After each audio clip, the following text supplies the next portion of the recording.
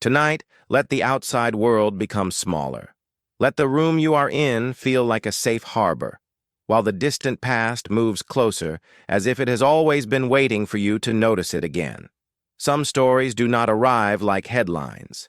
They arrive like sediment, layer by layer, quiet and patient, until suddenly a single brush stroke reveals a shape you cannot unsee. In that gentle space between waking and sleep, we can follow a trail that runs from Ice Age rivers to drowned cities, from bone and ash to hidden strands of DNA, and we can do it slowly, without urgency, as if time itself is breathing. In the year we call 2025, the past did something it rarely does in public. It rearranged itself, not with drama, not with spectacle, but with a calm, relentless insistence. A tool where no tool should be. A face in a cave that was never meant to hold a human. A city beneath leaves that were supposed to erase all memory. And the old timeline, the comfortable one, began to loosen, like a knot softened by water. If you feel drawn to these quiet revelations, you can always subscribe and return here whenever the night asks for something ancient and unhurried. We like to imagine history as a straight road, with milestones placed neatly along the shoulder. First stone, then fire, then farms, then cities, then writing, then the familiar glow of modern life. But that story has always been more like a coastline than a road, full of hidden coves and drowned roots and abrupt cliffs. In 2025, a series of discoveries did not simply add details to the map. They changed the shape of the shoreline. It begins, as so many human stories do, in East Africa, where ground and sky seem to remember each other. In Tanzania, the earth carries a deep archive of footsteps and hunger, of long days and longer patience. For decades, the evidence we leaned on was stone, a predictable medium. Strike it the right way and it fractures as expected. It is honest, in a sense. But bone is not honest. Bone has grain and memory. Bone bends, splinters, resists. To work bone is to understand it, not just to break it. That is why the bone tools attributed to a world more than 1,000,000 years old feel so unsettling. They suggest hands that were not merely taking, but choosing. Minds that were not merely surviving, but planning. When you picture a barbed point, you are picturing intention that reaches forward in time. Not just a sharp edge, but a design for retention. A decision about what should happen after impact. And that is a strange kind of thought to find so early, tucked into the fossil record like a whisper sealed in clay. From there, the trail leaps north, across distances we once treated as barriers. In Spain, a partial face emerges from a cave, not as a symbol, but as a presence. A jaw, a cheekbone, enough to make the mind do what it always does when confronted with the human. It fills in the rest. It imagines breath in cold air.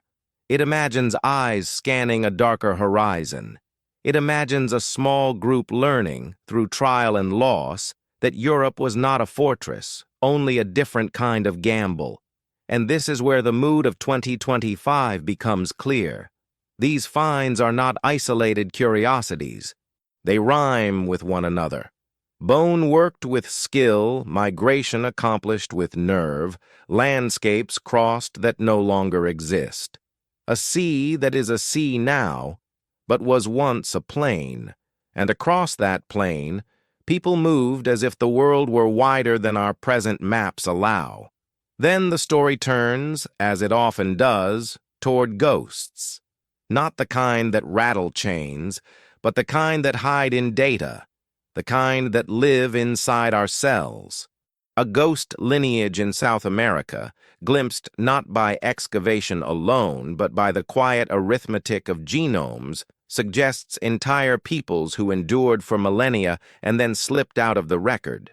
No monuments, no libraries, no names we can speak with certainty. Only a signature in ancient DNA, like a fading star chart, proving that absence is not the same as never having been. And while genetics listens for those vanished voices, another set of instruments begins to see through green. LiDAR, patient and precise, strips away canopy without cutting a single leaf, revealing roads and platforms and planned space in places long described as incapable of holding cities. Suddenly, the jungle is not just wilderness. It is architecture wearing a living disguise. The forest becomes a curtain, and behind it, a civic world waits in silence, built from earth itself, as if the builders understood that permanence could be achieved without stone. Underwater, the pattern continues. Catastrophe does not only destroy, sometimes it preserves by sealing. A drowned city in the Mediterranean holds statues and ritual objects in the dark, where pressure and cold slow the usual decay. Ash and mud freeze a library into charcoal, and for centuries it is unreadable, not because the words are gone, but because touching them would be an act of erasure. Then, in our own time, machines learn to unroll what hands cannot, and the past speaks again from inside its blackened shell. All of it carries the same quiet lesson. Our ancestors and our cousins were not waiting for intelligence to arrive. They were using it in ways shaped by their worlds, their climates, their risks. They engineered, migrated, settled, vanished, returned in traces. They left behind not a single story, but a layered one, the kind you can only understand when you stop insisting on a straight line. And so, as we move deeper into this year of rewrites, the question is not merely what was found. The question is, what else has been there all along, disguised by water, by forest, by ash, by our own expectations? Because when the timeline breaks open like this, it does not just reveal the past. It reveals how much of it we trained ourselves not to see. How much of it we trained ourselves not to see. That is the quiet sting beneath every major discovery. Not that the past was stranger than we imagined, but that it was always capable of being this strange, and we simply lacked the angle of light to notice. Archaeology is often described as digging, but the deeper act is listening. Listening to patterns that do not flatter the stories we inherited. Listening to the places where the official timeline goes smooth, not because it is true, but because it is convenient. In 2025, convenience kept losing. Consider again those bone tools in East Africa, because they do not merely add another artifact type to a museum drawer. They challenge the mood we assign to deep time. We tend to picture early humanity as a slow drumbeat of sameness. The same day repeated a million times, the same gestures, the same crude solutions. Yet bone, as a material, refuses crude thinking. It demands restraint, patience, understanding. It is not enough to strike it. You must learn its grain. You must anticipate how it will fail. To shape bone into something deliberate, to grind and refine rather than simply smash, implies a mind that can hold an idea steady while the hands do careful work. And once you grant that, even for a moment, the entire landscape of early cognition changes.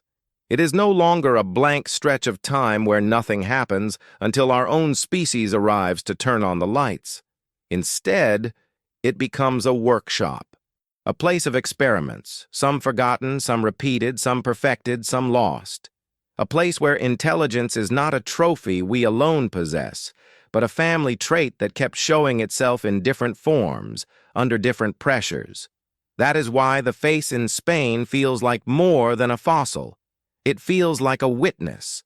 A partial jaw and cheekbone should not be able to alter your sense of the world, yet it does, because it forces the imagination into a colder room.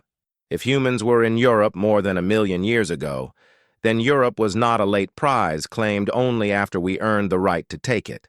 It was a risk taken early, perhaps recklessly, perhaps out of necessity, perhaps because curiosity can be as ancient as hunger. Picture it slowly, not a triumphant march, not a banner in the wind, but a thin thread of lives moving into unfamiliar seasons, nights that lengthened, winds that carried different scents, predators that did not know to fear a two-legged creature. The earth itself changed mood, turning damp, turning hard, turning suddenly unforgiving. In that world, the act of persistence becomes a kind of technology all its own. Then the sea steps in, not as a backdrop, but as an editor. We look at a map and assume it has always been this way, as if coastlines were borders drawn by law. But sea level is a storyteller with no loyalty to human memory. When ice locks water away, land emerges. When ice releases, land disappears. The Aegean, now a glittering division, was once a connected breathing plain, and if it was a plain, then migration did not require boats, only endurance, only feet, only the willingness to cross a world that would later drown. This is one of the most haunting truths archaeology keeps offering. Entire chapters of human life are underwater, not in metaphor, but literally. Camps, paths, butcher sites, hearths, the places where people slept with their children close and listened to the wind. If those places are submerged, then our story of movement becomes distorted, like a book with its first pages torn out. We interpret gaps as impossibilities, when often they are simply missing terrain. And when terrain goes missing, so do the people who lived upon it. Which brings us back to the ghost lineage, because it is the most intimate form of disappearance. A population can vanish twice, first in flesh, through displacement, disease, conflict, climate, 1,000 silent causes that do not leave a headline. Then in memory, when language dies, when names are no longer spoken, when artifacts erode, when no city remains to insist, we were here. Ancient DNA does something both comforting and unsettling in that context. It reaches into bone and extracts a signature that refuses to be fully erased. But it also reminds us how easily whole worlds can fade. A distinct lineage surviving for millennia and then dissolving into the genetic noise tells us that the human past is not only a story of progress, it is a story of loss so complete it becomes invisible, unless new methods teach us how to see absence as evidence. And so the year unfolds like this, discovery after discovery, each one tugging at the same thread. The timeline is not breaking because reality changed. It is breaking because the old version depended on blindness. It depended on assuming the obvious was the whole. Now, with every new scan, every careful analysis, every buried clue brought gently into the light, we are learning to look differently. And once you learn that, you cannot help but wonder what other kinds of invisibility still surround us, waiting for the next tool, the next question, the next patient mind to notice it. What other kinds of invisibility still surround us? That question lingers because once the idea takes hold, it refuses to stay confined to one site or one discovery. It spreads outward, touching everything we thought was settled. In 2025, archaeology stopped behaving like a catalog of objects and started behaving like a nervous system, revealing connections, sending signals, reacting to new forms of perception.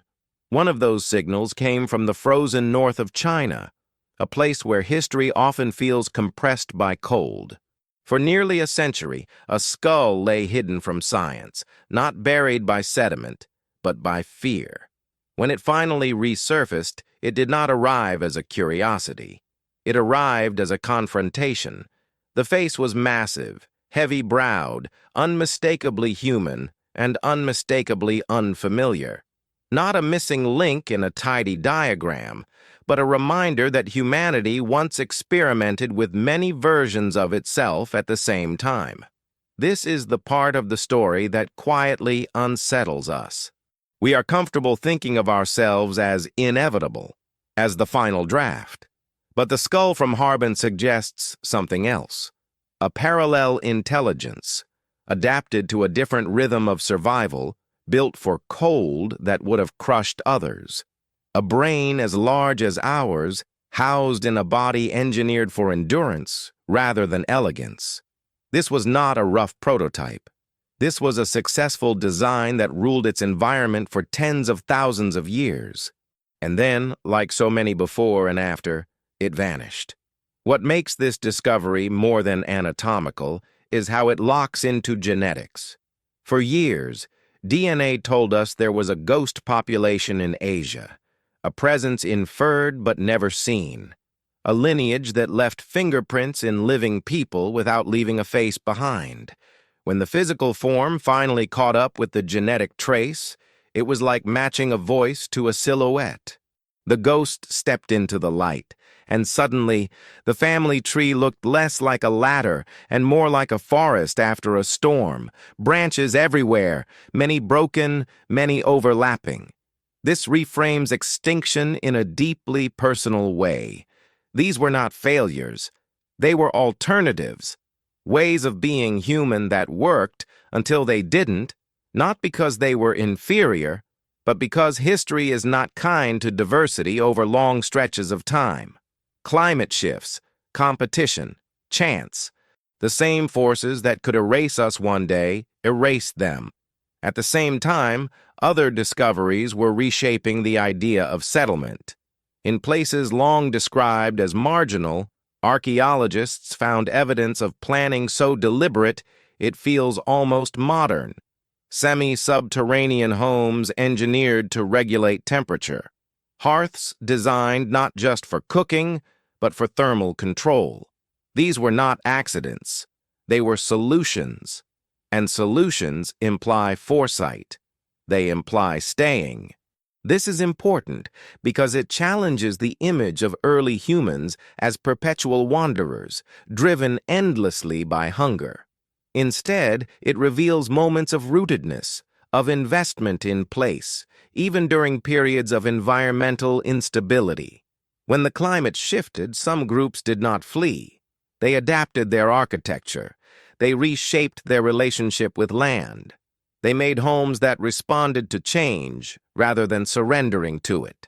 But even permanence is fragile. The ghost lineage of South America makes that painfully clear. Here were people who mastered their ecology, developed tools suited to their prey, created rituals for their dead, and maintained genetic distinctiveness for thousands of years. They were not overwhelmed by incompetence. They were overwhelmed by forces we may never fully reconstruct. When their signal disappears from the DNA record, it does so without explanation, leaving behind only a quiet void where a culture once breathed. These paired revelations, enduring success followed by total erasure, force a different kind of humility. We tend to treat survival as proof of superiority, but archaeology, when viewed over deep time, suggests something colder and more honest. Survival is often just timing. Being in the right place when the world changes, or not being there at all. As these stories accumulate, the ground beneath the familiar narrative continues to soften. Humanity did not move forward as a single chorus. It moved as overlapping melodies, some fading early, some echoing longer, some resurfacing only when new instruments learned how to hear them. And now that we are listening differently, the silence between the notes is starting to speak. The silence between the notes is starting to speak. And when it does, it rarely does so in words. It speaks in layouts, in alignments, in the stubborn geometry of places that were never meant to be seen from above. One of the great shifts in 2025 was not what we found, but how we found it. The ground itself began to confess, not through excavation alone, but through distance, through elevation, through light that never touches the soil. When lasers began to peel back the forest canopy in parts of South America, the results felt almost intimate, as if the land were finally allowed to exhale. What appeared was not a lost city in the romantic sense of stone towers and fallen statues. It was something more subtle and, in many ways, more sophisticated.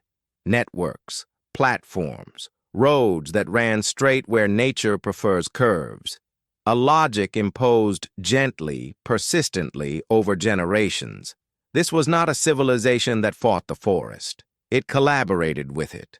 The earthworks were not scars, but edits. Soil was moved, shaped, elevated, drained. Water was guided rather than resisted. Agriculture was embedded into the city rather than pushed to its edges. The line between settlement and environment blurred until it nearly vanished. From above, it looked less like an empire and more like a pattern of thought made visible. And that is what unsettles the old myth of the untouched wilderness. The idea that certain landscapes were empty until modern hands arrived has always been comforting because it frames history as something that begins when we start paying attention. But the quiet truth revealed in 2025 is that attention came much earlier, and from people who left no stone monuments to announce themselves. They built with earth because earth was abundant. They built with plants because plants returned. And when they were gone, the forest did what forests do. It covered the memory without erasing the work. This realization stretches beyond the Amazon. It forces a reevaluation of how we define advancement. For centuries, archaeology privileged what endured physically. Stone walls, fired clay, metal. Anything else was treated as absence. But what if durability was never the goal? What if resilience was measured not by how long a structure stood, but by how seamlessly it returned to the land when it was no longer needed? At the same time, other landscapes were giving up different kinds of secrets. Deserts, often imagined as empty, revealed themselves as archives of extremes. In places where water vanishes quickly and decay slows to a crawl, moments of crisis were preserved with startling clarity. A sealed tomb, a hidden cache, a structure built in a place no one was meant to casually visit. These were not cities meant to grow. They were acts, decisions frozen in architecture.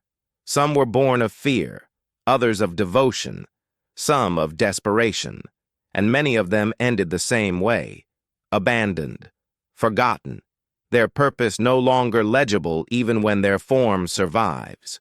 This is one of archaeology's cruel paradoxes.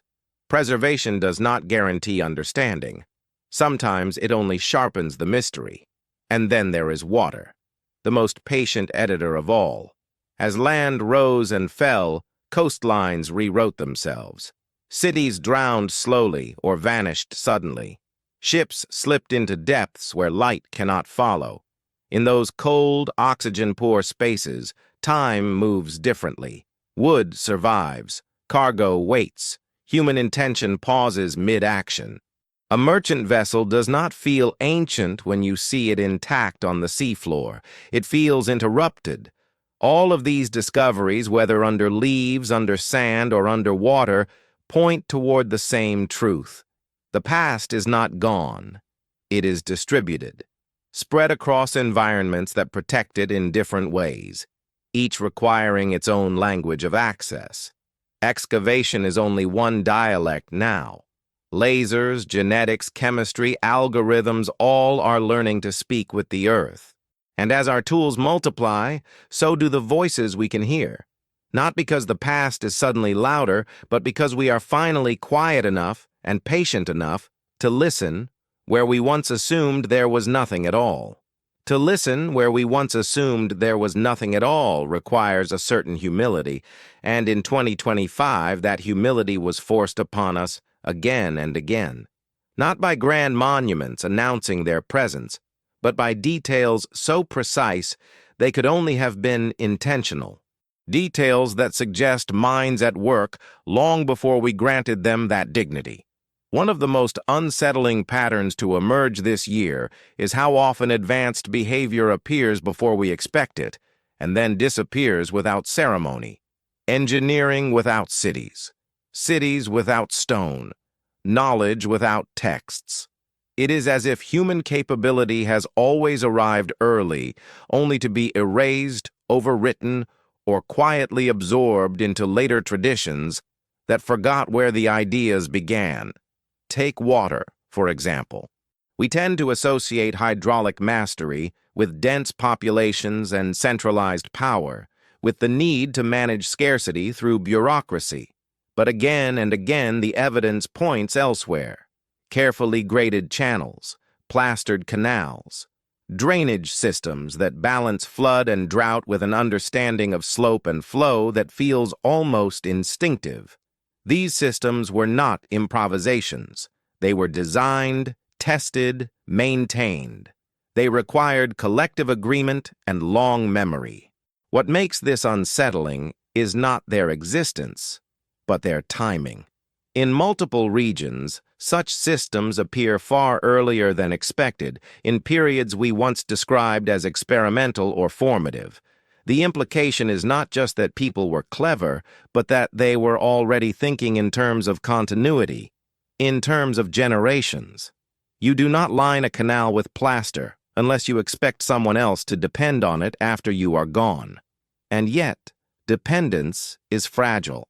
Entire hydraulic worlds were abandoned, some choked with sediment, others rendered useless by climate shifts that altered rainfall patterns beyond their tolerances. When water moved differently, society had to follow or break. In those moments, technology did not fail because it was primitive. It failed because it was tuned to a world that no longer existed. This pattern repeats with cities built from earth.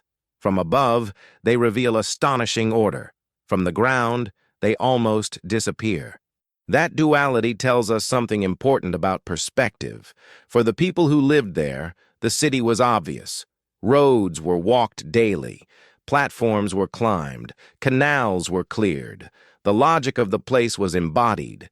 But once abandoned, the same logic becomes nearly invisible unless you rise above it, unless you step outside the human scale entirely.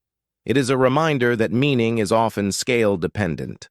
What feels permanent from within a lifetime can vanish almost completely when viewed across centuries. And what feels invisible to us may once have been so obvious that no one thought it needed to be marked. This is where modern tools alter not just what we see, but how we think. When artificial intelligence begins to read text burned beyond physical recovery, it challenges the assumption that loss is final. When genetics reconstructs population movements without a single surviving artifact, it forces us to reconsider what counts as evidence. The archive of humanity is no longer confined to what we can hold. It extends into patterns, probabilities, and shadows. But there is a danger here as well. As we gain the ability to extract more information, we risk flattening the emotional reality of what we uncover. A decoded scroll is not just data. It is a voice interrupted mid-thought. A submerged city is not just a site. It is a place where people argued, laughed, worried, planned. A ghost lineage is not just a branching diagram. It is countless lives lived with the same intensity we bring to our own. The discoveries of 2025 quietly insist on this perspective. They ask us not to marvel at how advanced the past was, but to recognize how familiar it feels once we allow it complexity. These were not stepping stones toward us. They were complete worlds, coherent on their own terms, capable of brilliance and blind spots alike. And as we move further into this reshaped timeline, another realization begins to surface. The story of humanity is not one of steady ascent, but of repeated calibration. We adjust to conditions. We innovate. We stabilize. We overextend. We adapt again, or we vanish. The cycle is not dramatic when viewed from within. It is simply life responding to pressure. Seen from a distance, however, that cycle leaves patterns. And in 2025, for the first time, enough of those patterns came into focus that the old illusion of linear progress could no longer hold. The old illusion of linear progress could no longer hold, and once it collapsed, something quieter took its place. Not chaos, but rhythm. a sense that human history moves the way landscapes do, shaped by pressure, erosion, sudden shocks, and long periods of seeming stillness. In 2025, archaeology did not give us a new ladder to climb. It gave us a tide chart. This becomes especially clear when we look at moments of catastrophe. For generations, disaster was treated as an ending. A flood ends a culture. An eruption ends a city. A drought ends a way of life. But the evidence now suggests something more complex. Catastrophe is not just an eraser. It is also a curator. It selects what survives, not based on meaning but on circumstance. Ash seals rooms, mud locks doors, water buries but preserves. And what remains is not a summary of a civilization, but a cross-section, a single frozen moment that can mislead as much as it informs. Take the cities consumed by volcanoes. They feel intimate because they are abrupt. Tools left where they fell. Food still on tables. Walls painted as if the artist has just stepped outside. These places seduce us into thinking we are seeing the whole society. But we are not. We are seeing a fraction, preserved precisely because it was interrupted. The everyday rhythms that did not coincide with disaster vanish more completely than the dramatic final hours. The same is true underwater. Shipwrecks offer an illusion of completeness. A vessel resting upright on the seabed feels whole, but it is not representative. It is an accident preserved. Thousands of ships that completed their journeys left almost nothing behind. Failure is what survives. Success dissolves back into routine. This inversion has shaped our understanding of the past in subtle ways. We build narratives around what went wrong because those are the moments that leave traces. But in doing so, we risk mistaking catastrophe for centrality. The truth is quieter. Most human lives unfolded without incident, without drama, without a reason to be sealed in ash or sunk in darkness. Their stories are the hardest to recover. And yet, even in catastrophe, intention persists. The sealed tomb, the lead-lined coffin, the deliberate burial of valuables. These are acts of defiance against time. They are attempts to hold meaning still in a world that keeps moving. When such efforts succeed, we call them remarkable. When they fail, we rarely notice. But both outcomes speak to the same impulse: a refusal to accept disappearance without resistance. In 2025, the rediscovery of sealed spaces reminded us how uneven that resistance can be. A coffin remains untouched for centuries while entire neighborhoods are stripped bare. A cache of documents survives in a cliff while libraries burn. Preservation is not fair. It is arbitrary. And because of that, the version of the past we reconstruct is always skewed, always partial, always haunted by what did not make it through. This is where humility becomes essential again. Not the humility of ignorance, but the humility of proportion. We are seeing more than ever before, but still only fragments. Every new technique expands the archive, but it also expands the awareness of how much lies beyond reach. The more detailed the picture becomes, the clearer its edges blur. What emerges from this tension is not despair, but a different kind of respect. Respect for societies that solved problems we are only beginning to articulate. Respect for those that failed in ways we do not yet recognize as familiar. Respect for the fact that intelligence does not guarantee continuity, and continuity does not guarantee memory. As the years' discoveries accumulate, a subtle emotional shift takes place. The past stops feeling like a prelude and starts feeling like a parallel. Not a straight path leading to us, but a wide field of experiments, some ending abruptly, some looping back into later traditions, some leaving no visible descendants at all. And somewhere within that field is a quiet warning, not spoken, not dramatic, but persistent, that what we build, what we assume will last, what we believe defines us, may one day survive only as a pattern, a trace, or a question mark, waiting for a future mind to decide whether it ever mattered. Waiting for a future mind to decide whether it ever mattered is a humbling thought, and it presses gently against the present. In 2025, archaeology began to feel less like a celebration of discovery and more like a conversation across time, one where the past was not asking to be admired, but to be understood on its own terms, not as a series of triumphs, but as a record of choices made under pressure. This becomes especially clear when we look at how often humans reshaped their environments long before they had words for doing so. Terraforming is a modern term, heavy with science fiction, but the act itself is ancient. Raising land to escape floods, lowering it to manage water, redirecting flow, burning vegetation to encourage regrowth. These were not reckless acts. They were negotiations with place. Agreements struck between need and restraint. What is striking is how many of these systems worked, sometimes for centuries, before unraveling. They did not fail because they were crude. They failed because the conditions they were calibrated for shifted beyond recognition. Rain fell differently. Temperatures changed their cadence. Rivers abandoned old paths. When the world changed faster than tradition could adapt, even the most elegant solutions became liabilities.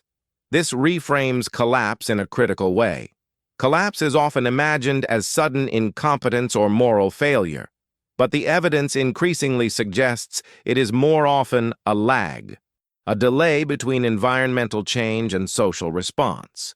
A moment when inherited knowledge, once reliable, becomes just slightly wrong, and then catastrophically so.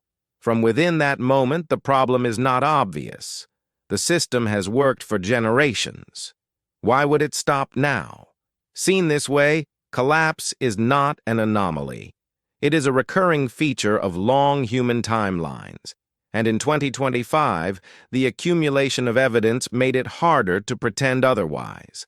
Civilizations do not rise and fall like empires in textbooks. They pulse. They expand, stabilize, strain, fragment, recombine. Sometimes their names survive. Sometimes only their soil remembers them. Another quiet theme of the year was invisibility by design. Not everything was meant to last. Not every structure was built to be found. Caches hidden with the hope of return. Monuments placed where only the initiated would know to look. Ritual spaces carved into cliffs or buried beneath later construction. These were not oversights.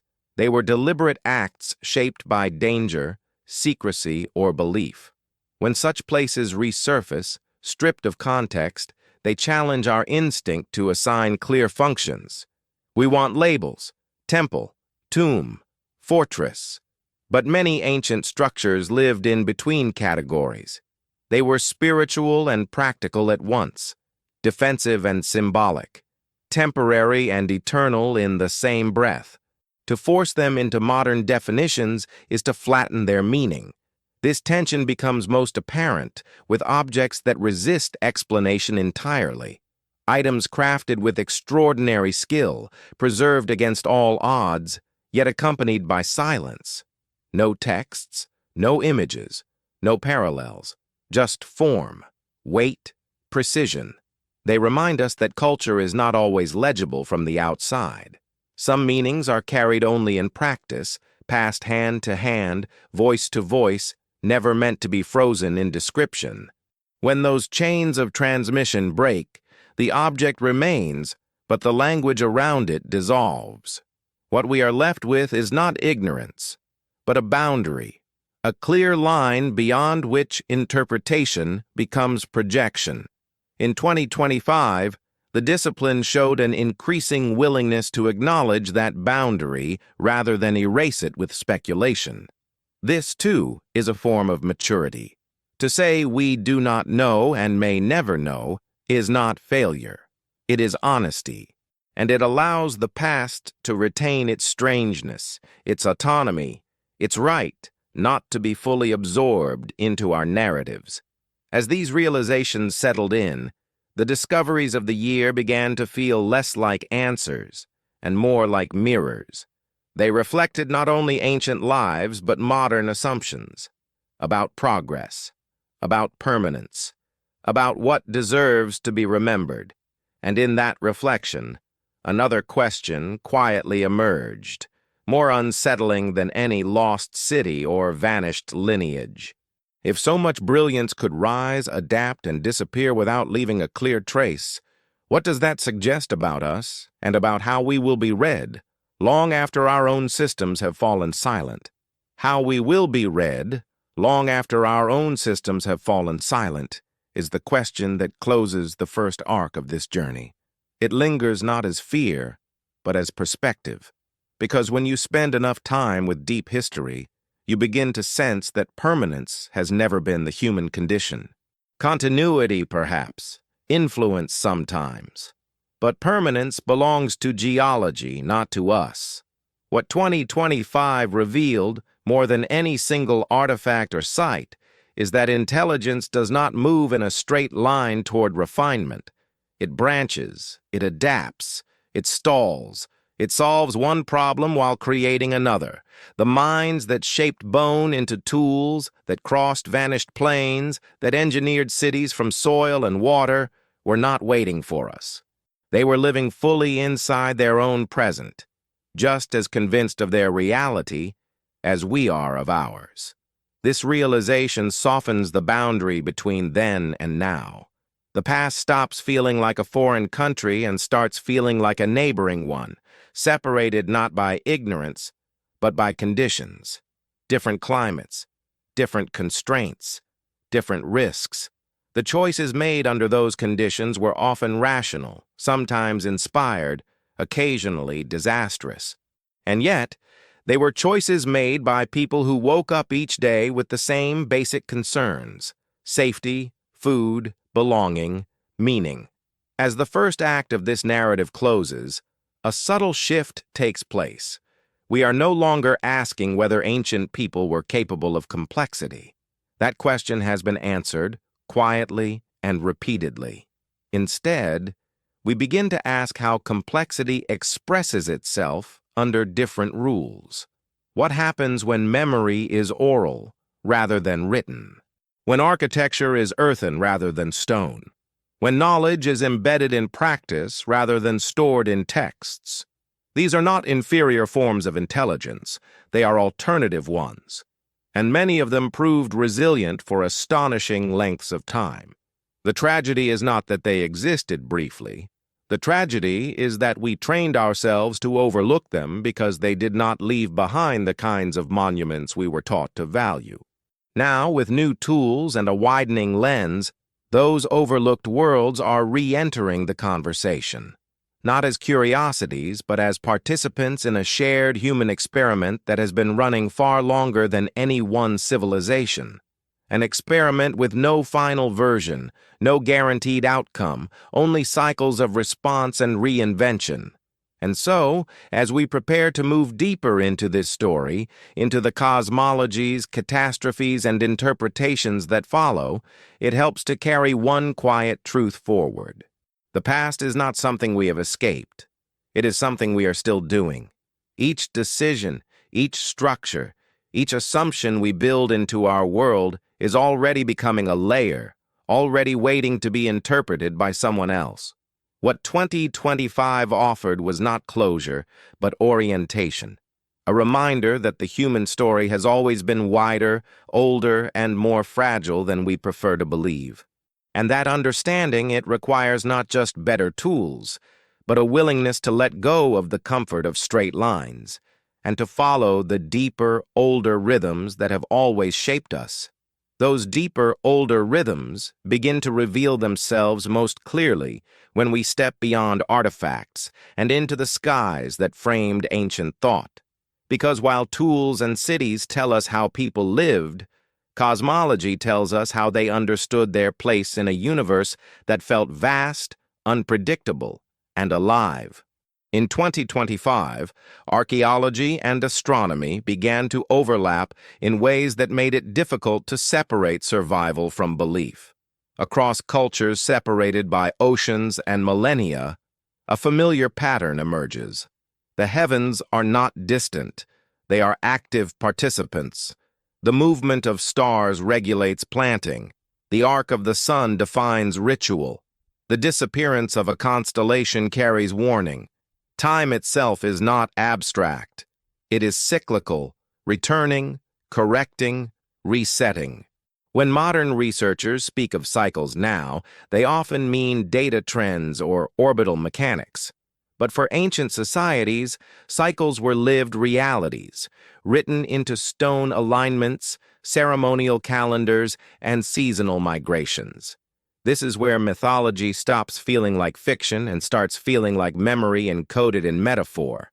Flood stories appear not because cultures copied one another, but because water has always been one of the most decisive forces shaping human fate.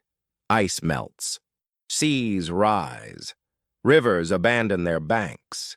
Entire landscapes vanish quietly, generation by generation, until one day the elders realize the shoreline their grandparents described no longer exists.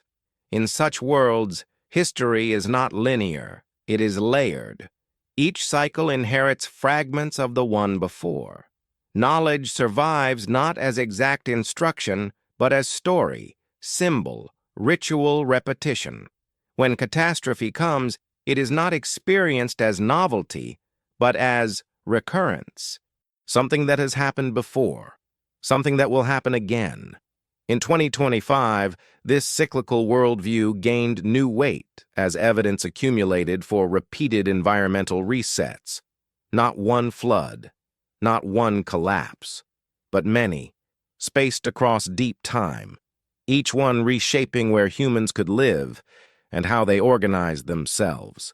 The mythic language of destruction and renewal begins to look less like exaggeration and more like compression. A way of carrying vast spans of experience in a form the human mind can retain.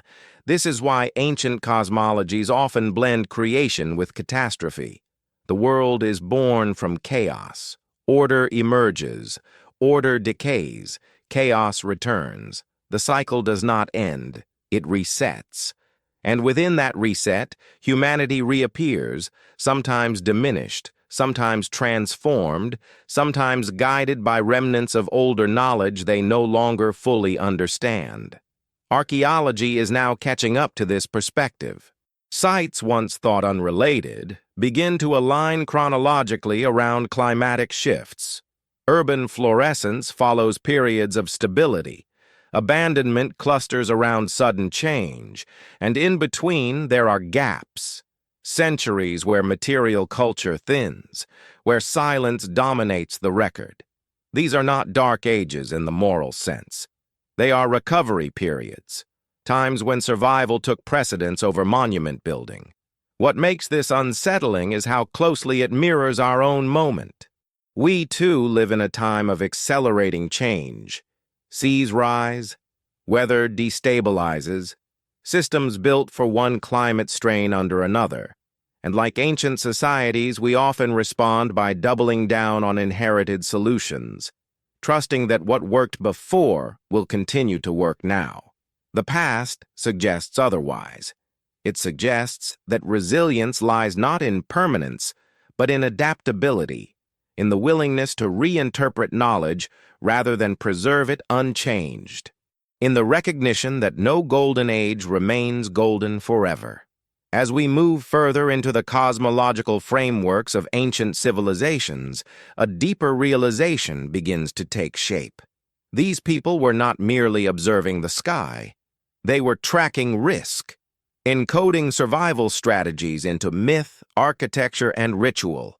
The heavens were their long-term memory, a slow-moving archive that outlasted kings and cities. And if that is true, then the stories carved into stone and whispered by firelight were never meant to entertain. They were meant to warn, to orient, and to remind future generations that the world does not move forward forever. It turns. And those who forget that rhythm are always the most surprised when the cycle comes around again. When the cycle comes around again, it rarely announces itself. It arrives quietly at first, as a deviation so small it can be ignored. A season that runs a little longer, a river that floods a little higher, a star that rises just off its expected mark. Ancient observers noticed these things not because they were mystical, but because their lives depended on patterns holding steady. When patterns shifted, meaning had to shift with them. This is where cosmology becomes practical. The sky was not a ceiling, it was a clock, a calendar, a warning system. By tracking the slow drift of celestial bodies, early societies were tracking time on a scale larger than a human lifespan. Precession, though unnamed, was felt. Generations noticed that rituals no longer aligned perfectly with the seasons they were meant to regulate. The heavens were changing, and so the world below would follow. In response, cultures encoded this instability into their stories. Gods fell. Worlds were destroyed and reborn. Ages ended not in silence, but in fire or water. These were not predictions in the modern sense. They were acknowledgments, an admission that order is temporary and that chaos is not an anomaly, but a phase. In 2025, as researchers correlated archaeological layers with paleoclimate data, these ancient intuitions gained a sharper edge. Sediment cores told stories of abrupt cooling events. Pollen records showed forests collapsing into grassland in a handful of decades. Ice cores preserved traces of atmospheric changes so sudden they would have been felt within a single generation. When matched against periods of urban abandonment, the alignment was difficult to ignore. Civilizations did not fall because they forgot how to build. They fell because the world they were built for ceased to exist. This understanding reframes the relationship between myth and science. What we once dismissed as symbolic exaggeration now reads like compressed reporting. Not inaccurate, but encoded. A flood myth is not a geological report. It is a memory designed to survive translation across centuries. A way to say, the land disappeared, the old rules failed, and those who lived through it were never the same. This is also why so many creation stories begin after destruction. Humanity is often reintroduced into a world that has been washed clean or burned down. Knowledge returns in fragments. Tools are rediscovered. Techniques are relearned. In some traditions, survivors are taught by gods, in others by ancestors. In practical terms, this may reflect something very real. Small populations carrying partial knowledge forward, rebuilding with what they remember and improvising the rest. Archaeology supports this view more than it contradicts it. Technologies do not always improve steadily. Sometimes they regress.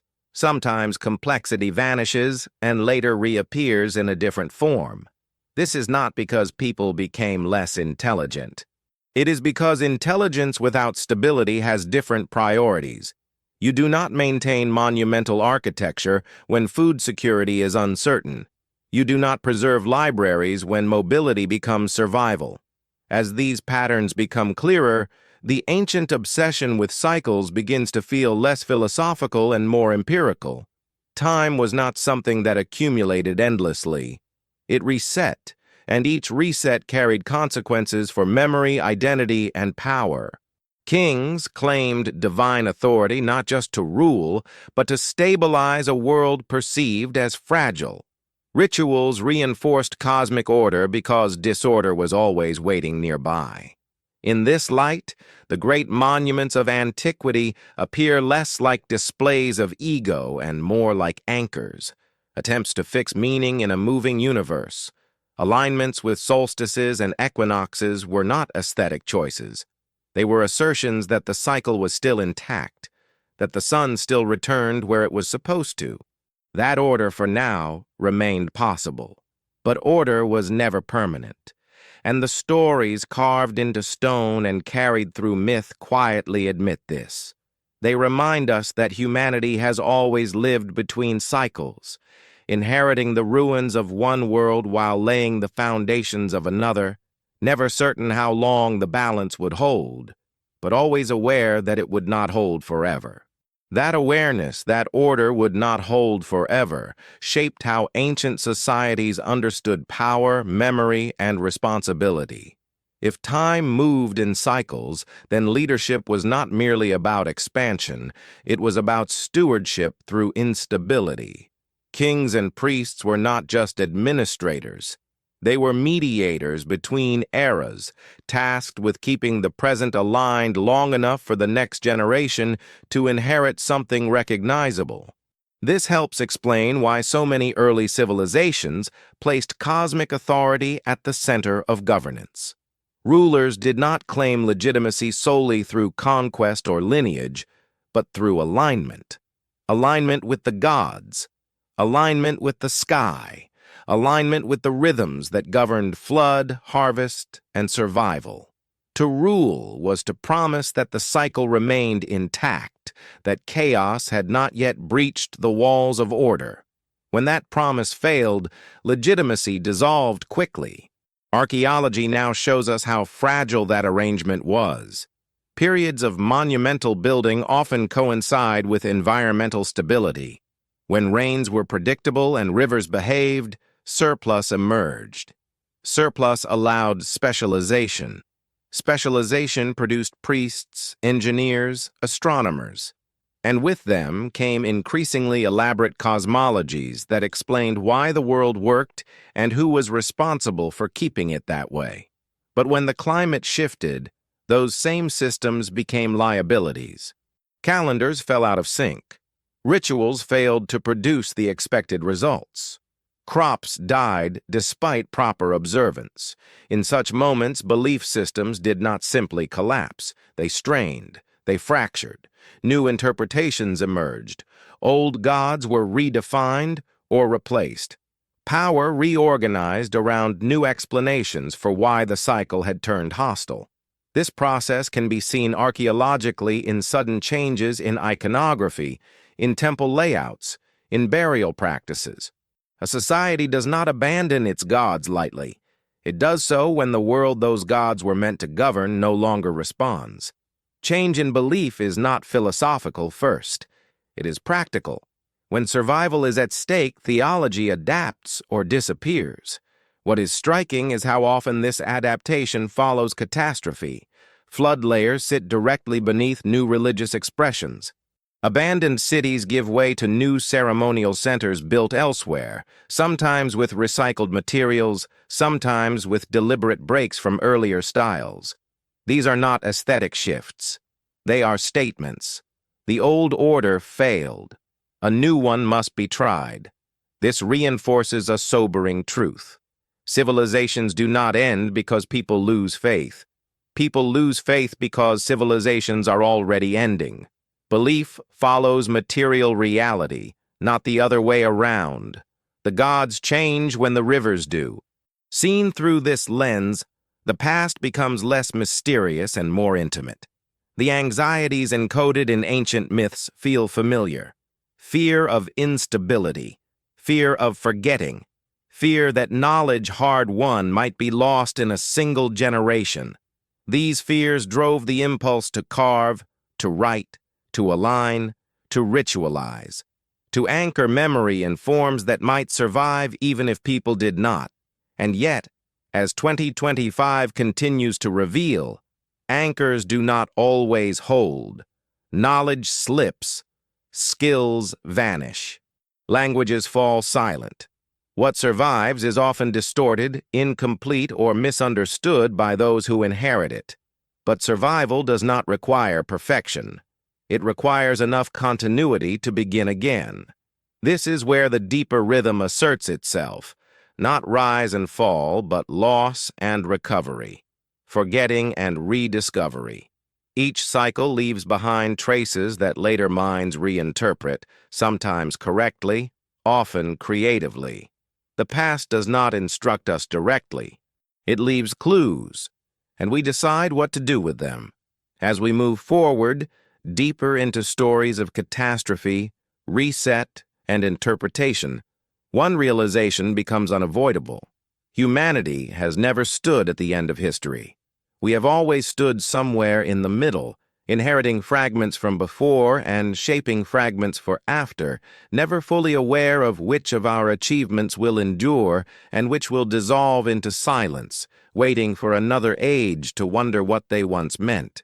Waiting for another age to wonder what they once meant is not a failure of history.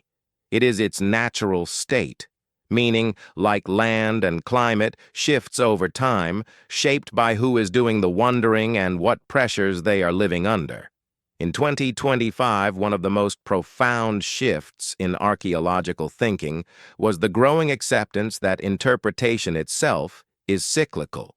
Every era rewrites the past in its own image, not out of deceit, but out of necessity. Ancient societies understood this instinctively.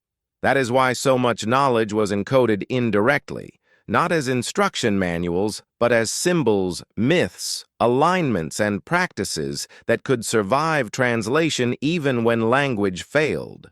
A story about gods battling in the sky could preserve astronomical memory long after the original star names were forgotten. A ritual reenactment of death and rebirth could carry ecological knowledge through centuries of cultural change. What mattered was not precision, but resilience. Modern archaeology is now confronting the same challenge from the opposite direction. We have precision in abundance, radiometric dates, genomic sequences, climate proxies. But precision alone does not guarantee understanding. Data without narrative fragments easily. It explains how something happened, but not what it meant to those who lived through it. And meaning is where continuity truly lives. This is why the discoveries of 2025 feel different. They are not just filling gaps. They are exposing the limits of reduction. A barbed bone point is not simply evidence of hunting technology. It is evidence of foresight, of strategy, of patience. A drowned city is not just a casualty of rising seas. It is a testament to people who trusted a landscape long enough to build lives upon it. A ghost lineage is not merely a statistical anomaly. It is a reminder that entire human stories can unfold and conclude without ever intersecting the one we call dominant. As these realizations settle in, the notion of human exceptionalism begins to soften, not because humanity is insignificant, but because it is plural. There was never a single path, a single destiny, a single version of intelligence moving forward in lockstep. There were many. Some converged, some diverged. Some ended quietly, leaving behind only faint traces that require extraordinary effort to detect. This pluralism challenges the way we think about inheritance. We tend to imagine the past flowing directly into the present, like a river, but the archaeological record suggests something closer to a delta. Multiple streams, splitting, merging, drying up, reappearing elsewhere. What we inherit is not everything that came before. It is whatever survived the last major turn of the cycle. And cycles are not evenly spaced. Some last thousands of years. Others collapse within generations. From within a cycle, stability feels normal. Change feels temporary. But from the outside, looking back across deep time, stability is the exception. Change is the rule. Ancient cultures responded to this reality not by trying to stop the cycle, but by situating themselves within it. They asked different questions than we do. Not how do we make this last forever, but how do we align ourselves so that when change comes, we are not erased completely. That is why lineage mattered, why ancestor veneration persisted, why memory was treated as a living obligation rather than a static archive.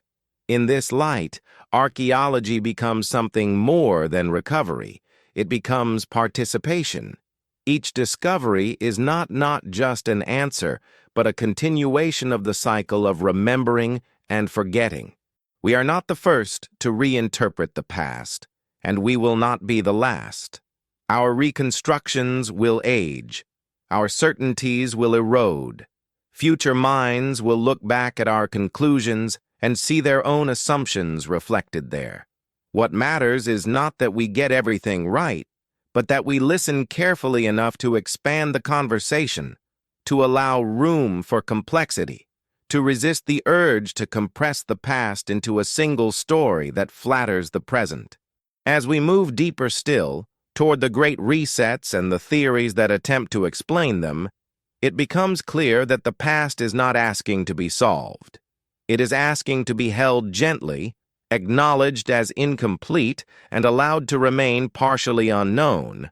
Because it is in that uncertainty that the deepest continuity lives, the quiet recognition that we are part of a process far older than any civilization, and far more patient than any certainty we can hold. That patience, deeper than any certainty we can hold, becomes most visible when we examine the moments where history appears to pause.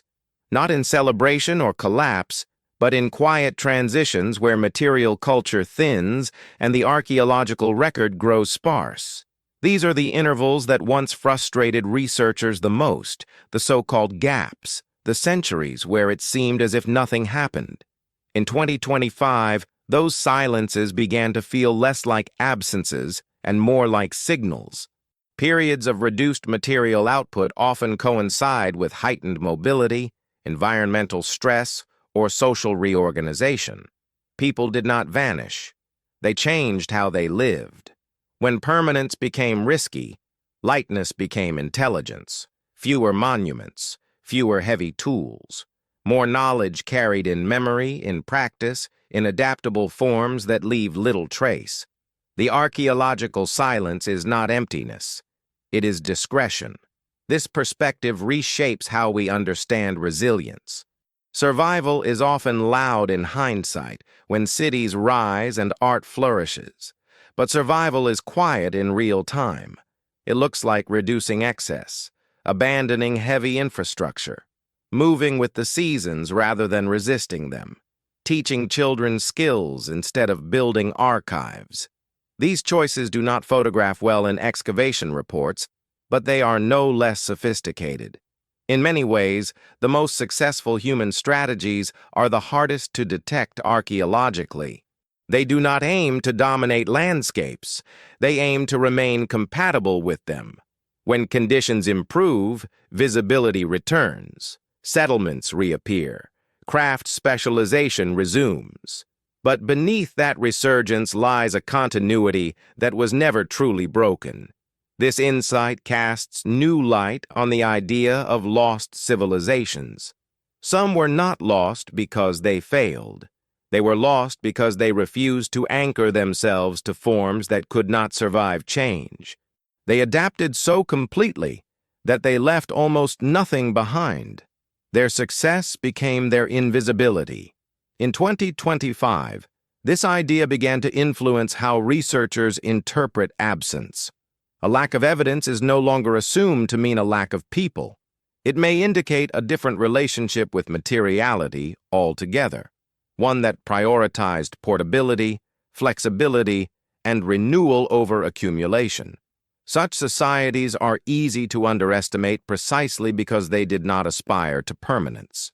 And yet, even among societies that built heavily, there is evidence of intentional impermanence, structures designed to be rebuilt. Ritual spaces renewed each cycle rather than preserved unchanged. Materials chosen for their availability rather than their durability. These choices suggest an understanding that decay is not failure. It is participation in time.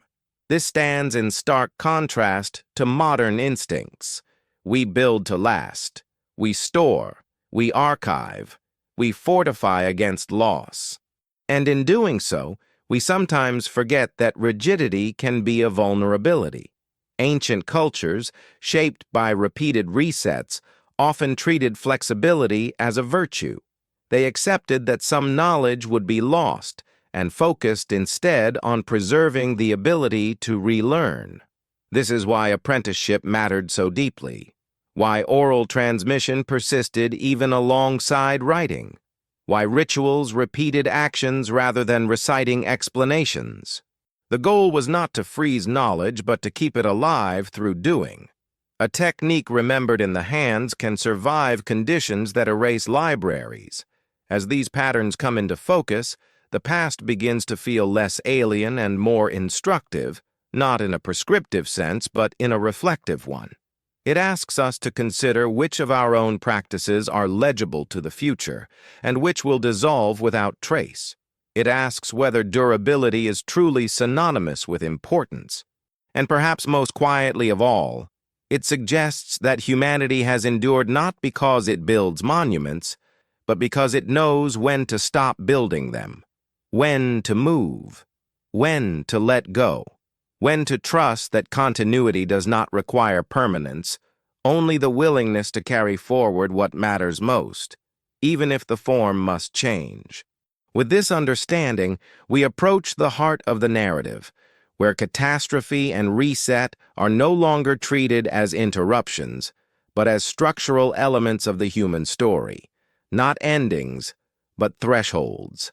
And crossing them has always demanded the same ancient skill, the ability to adapt without forgetting who you are, even when the world insists on becoming something else. Crossing those thresholds has never been a clean passage. It is messy, uneven, and often traumatic.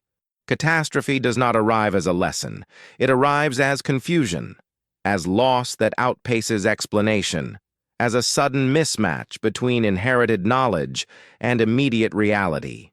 In the archaeological record, these moments appear as ruptures, layers of ash, flood deposits, abrupt abandonments. But lived from the inside, they were periods of disorientation, when the old rules still felt true even as they stopped working. This is where the idea of a reset takes on its true weight. A reset is not a restart. Nothing goes back to zero. It is a narrowing, a compression of possibility. Choices become fewer. Priorities sharpen. What survives a reset is not the most advanced, but the most adaptable. Skills that require complex infrastructure fade. Skills that can be carried by individuals endure. In 2025, evidence for repeated resets across deep time became harder to dismiss. Not one singular cataclysm shaping all of human history, but many localized, overlapping disruptions. Some driven by climate, some by geology, some by cascading effects that turned manageable stress into collapse. Together, they form a rhythm of disturbance that no civilization, however stable it seemed, was ever fully immune to. What stands out is how often recovery followed familiar patterns, small groups reorganizing around reliable water sources, social structures flattening, then slowly re-stratifying, symbolic systems simplifying, then re-elaborating as stability returned. This is not random. It suggests a deep behavioral memory, an inherited response to crisis that does not rely on written instruction. In this light, ancient stories of great floods, fire from the sky, or ages ending in darkness begin to feel less metaphorical. They read like emotional truths shaped by repetition. Not eyewitness accounts of singular events, but composite memories of many disruptions folded into one narrative framework. The details differ across cultures, but the structure remains strikingly consistent. First, a world out of balance, then a cleansing force, then survivors, then the slow rebuilding of order, often under new rules. This pattern appears so often that it becomes difficult to believe it is purely imaginative. It reflects a long familiarity with disruption, carried forward not as data, but as expectation. Archaeology now provides the material counterpart to these expectations. Evidence of rapid sea level rise that would have swallowed coastal plains within a few human lifetimes. Volcanic winters that could have collapsed food systems far from the eruption itself. Abrupt cooling events that transformed grasslands into deserts. These were not subtle changes. They were existential. Yet humanity persisted. Not smoothly, not universally, but persist it did.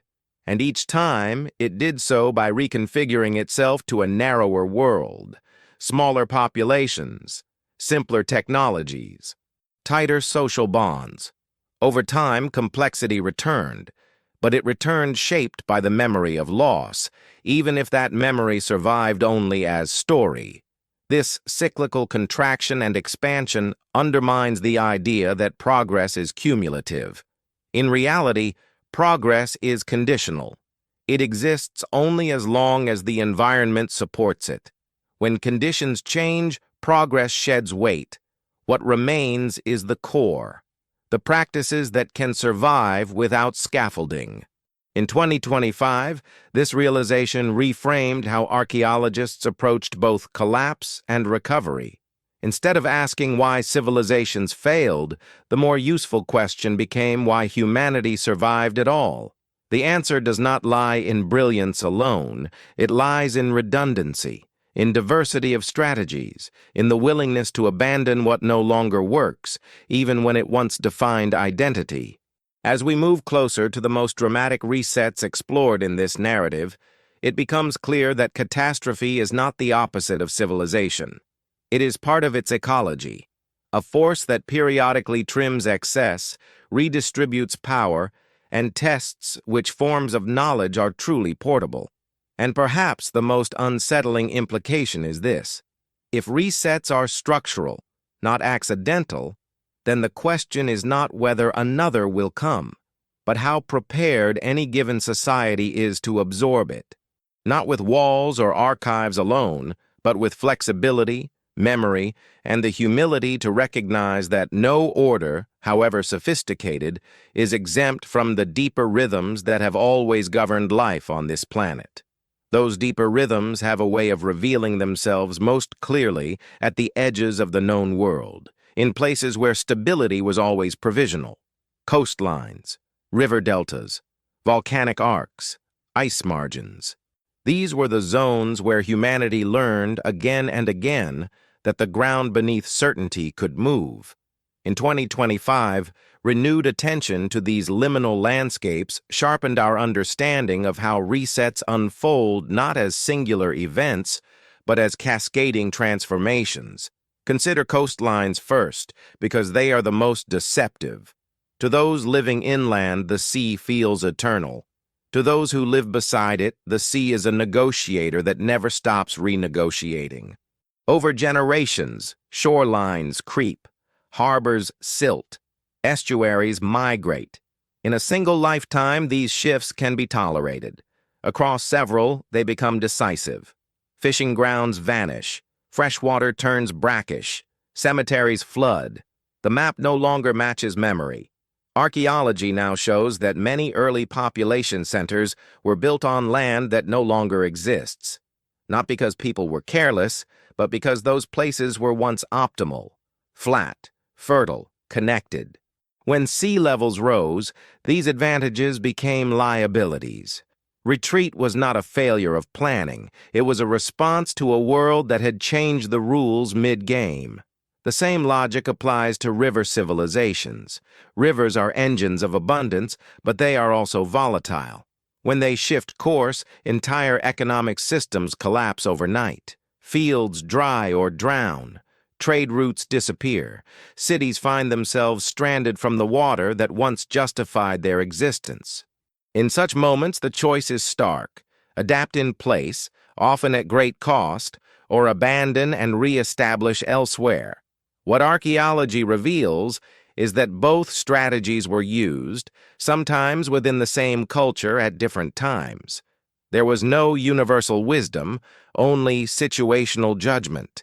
And when judgment failed, the material record bears the mark. Sudden abandonment layers, half-finished construction, storage facilities left full. These are not signs of ignorance. They are signs of speed. Change outrunning response. Volcanic regions tell a similar story, but with less warning.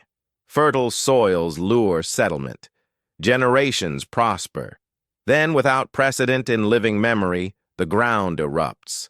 Ash darkens the sky. Crops fail far beyond the blast zone. Entire regions become uninhabitable for decades. Those who survive carry the memory forward, not as geology, but as myth. Fire from the earth, angry gods, a world momentarily undone. These myths are not naive. They are durable containers for trauma. They ensure that even when the technical details are forgotten, the emotional truth remains. This place can turn on you. Do not assume permanence. Remember the signs. In cold regions, the rhythm is slower but no less relentless. Ice advances, ice retreats, corridors open and close.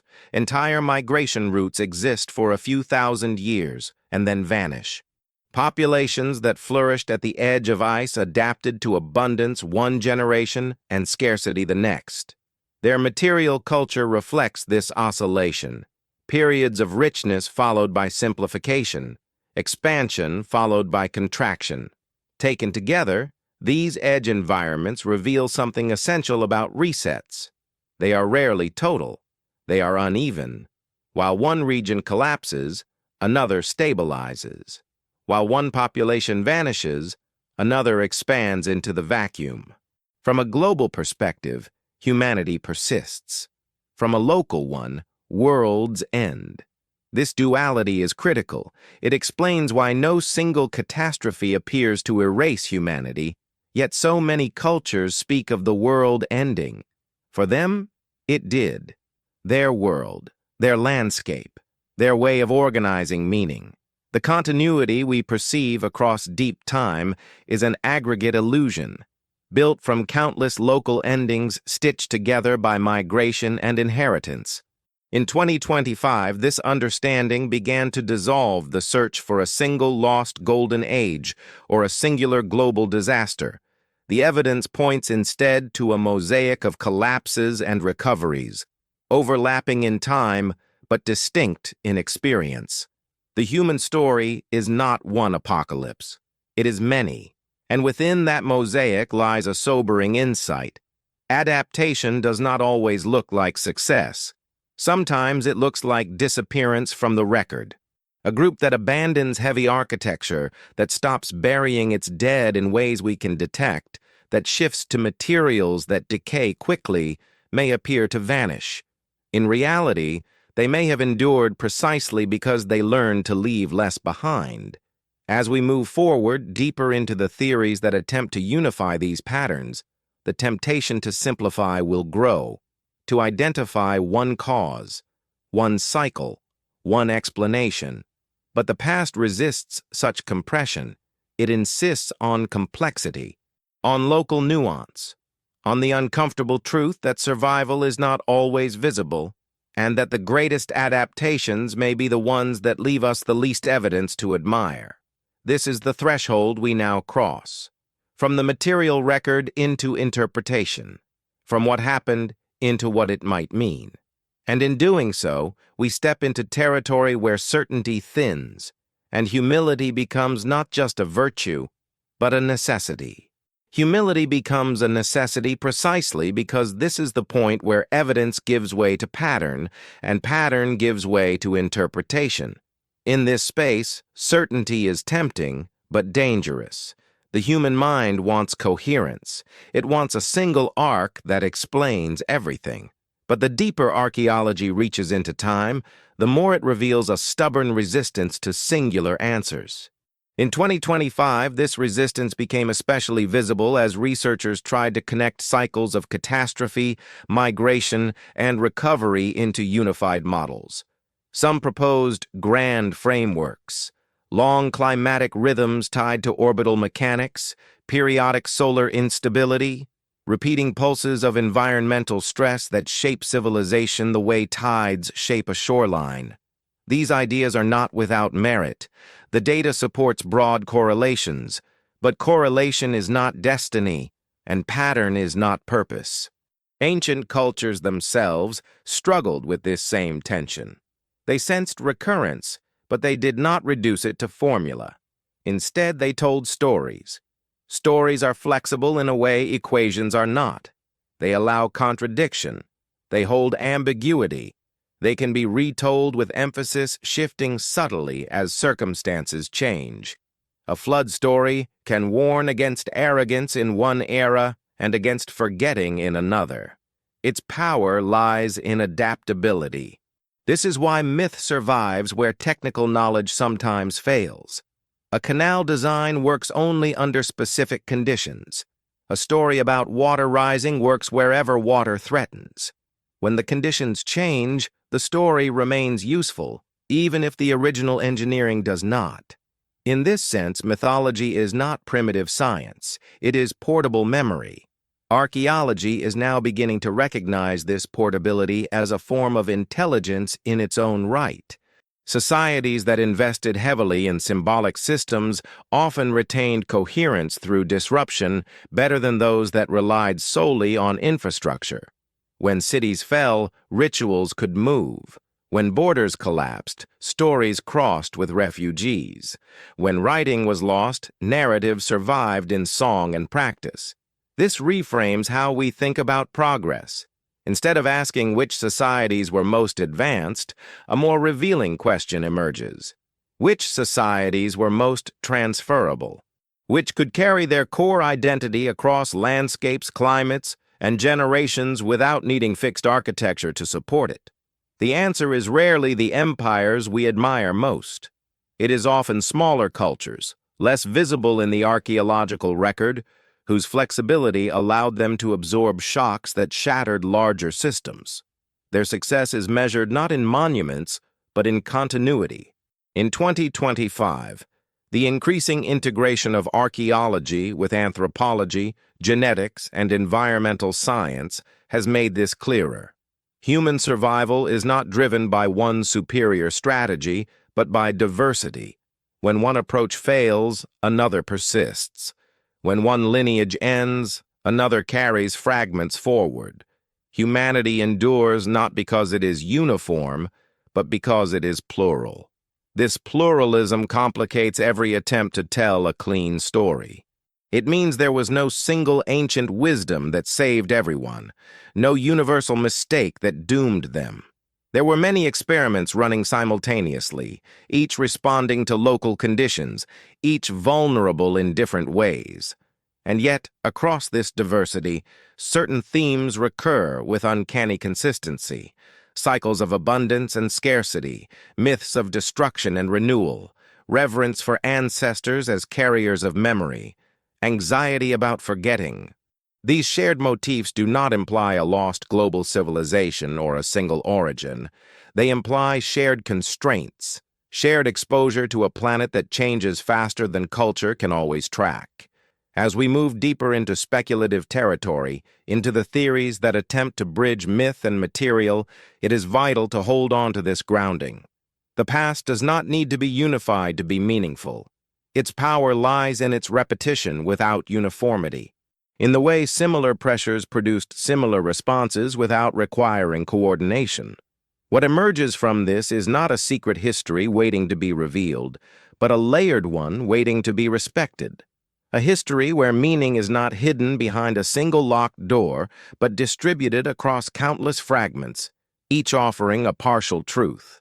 And perhaps that is the most important lesson of this threshold. Understanding the past is not about uncovering one final answer. It is about learning how to live with complexity, how to recognize patterns without imprisoning them, and how to listen to ancient voices without forcing them to speak in modern certainties. With that awareness, we are ready to move into the most contested territory of all, the place where evidence thins, imagination presses forward, and the line between memory and speculation must be walked carefully, slowly, and with respect for how easily wonder can become distortion. That line between memory and speculation is thin, and once crossed too quickly, it collapses into fantasy. Yet if it is never approached at all, something equally valuable is lost. The challenge, made especially clear in 2025, is learning how to stand at that edge without pretending it does not exist, and without stepping so far forward that the ground disappears beneath us. This is where theories begin to emerge, not as answers, but as lenses. ways of organizing the growing mass of evidence into narratives that feel coherent enough to think with, even if they remain provisional. Some of these theories look upward, toward the sky. Others look outward, toward lost continents or vanished land bridges. Others still look inward, toward cognition, memory, and inherited behavior. None of them can claim completeness. All of them reveal something about how humans try to make sense of deep time. Astronomical cycles, for example, have gained renewed attention, not because ancient people understood orbital mechanics in modern terms, but because they lived with the consequences. Slow shifts in solar radiation altered monsoons. Subtle changes in Earth's wobble redistributed climate zones. Over centuries, these changes accumulated, transforming habitable regions into marginal ones and marginal ones into refugees. The sky did not dictate fate, but it nudged it persistently. Ancient observers noticed these nudges. They marked solstices and equinoxes not as abstractions, but as checkpoints, proof that the world was still behaving as expected. When alignments drifted, calendars required correction. When corrections failed, rituals lost power. In this way, cosmology was less about predicting the future and more about detecting instability in the present. Other theories focus on geography now lost, submerged plains, drowned valleys, coastlines erased by post-glacial sea rise. These were not marginal zones. They were often the most fertile, the most connected, the most densely populated. Their disappearance would have displaced millions over time, not in one dramatic wave, but in a slow, relentless retreat that reshaped cultures quietly.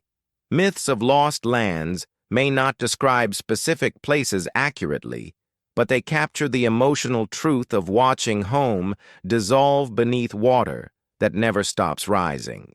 Still other interpretations turn toward the mind itself, the idea that humans carry behavioral templates shaped by repeated crisis, that certain responses to instability are not learned fresh each time, but inherited through culture, habit, even epigenetic influence.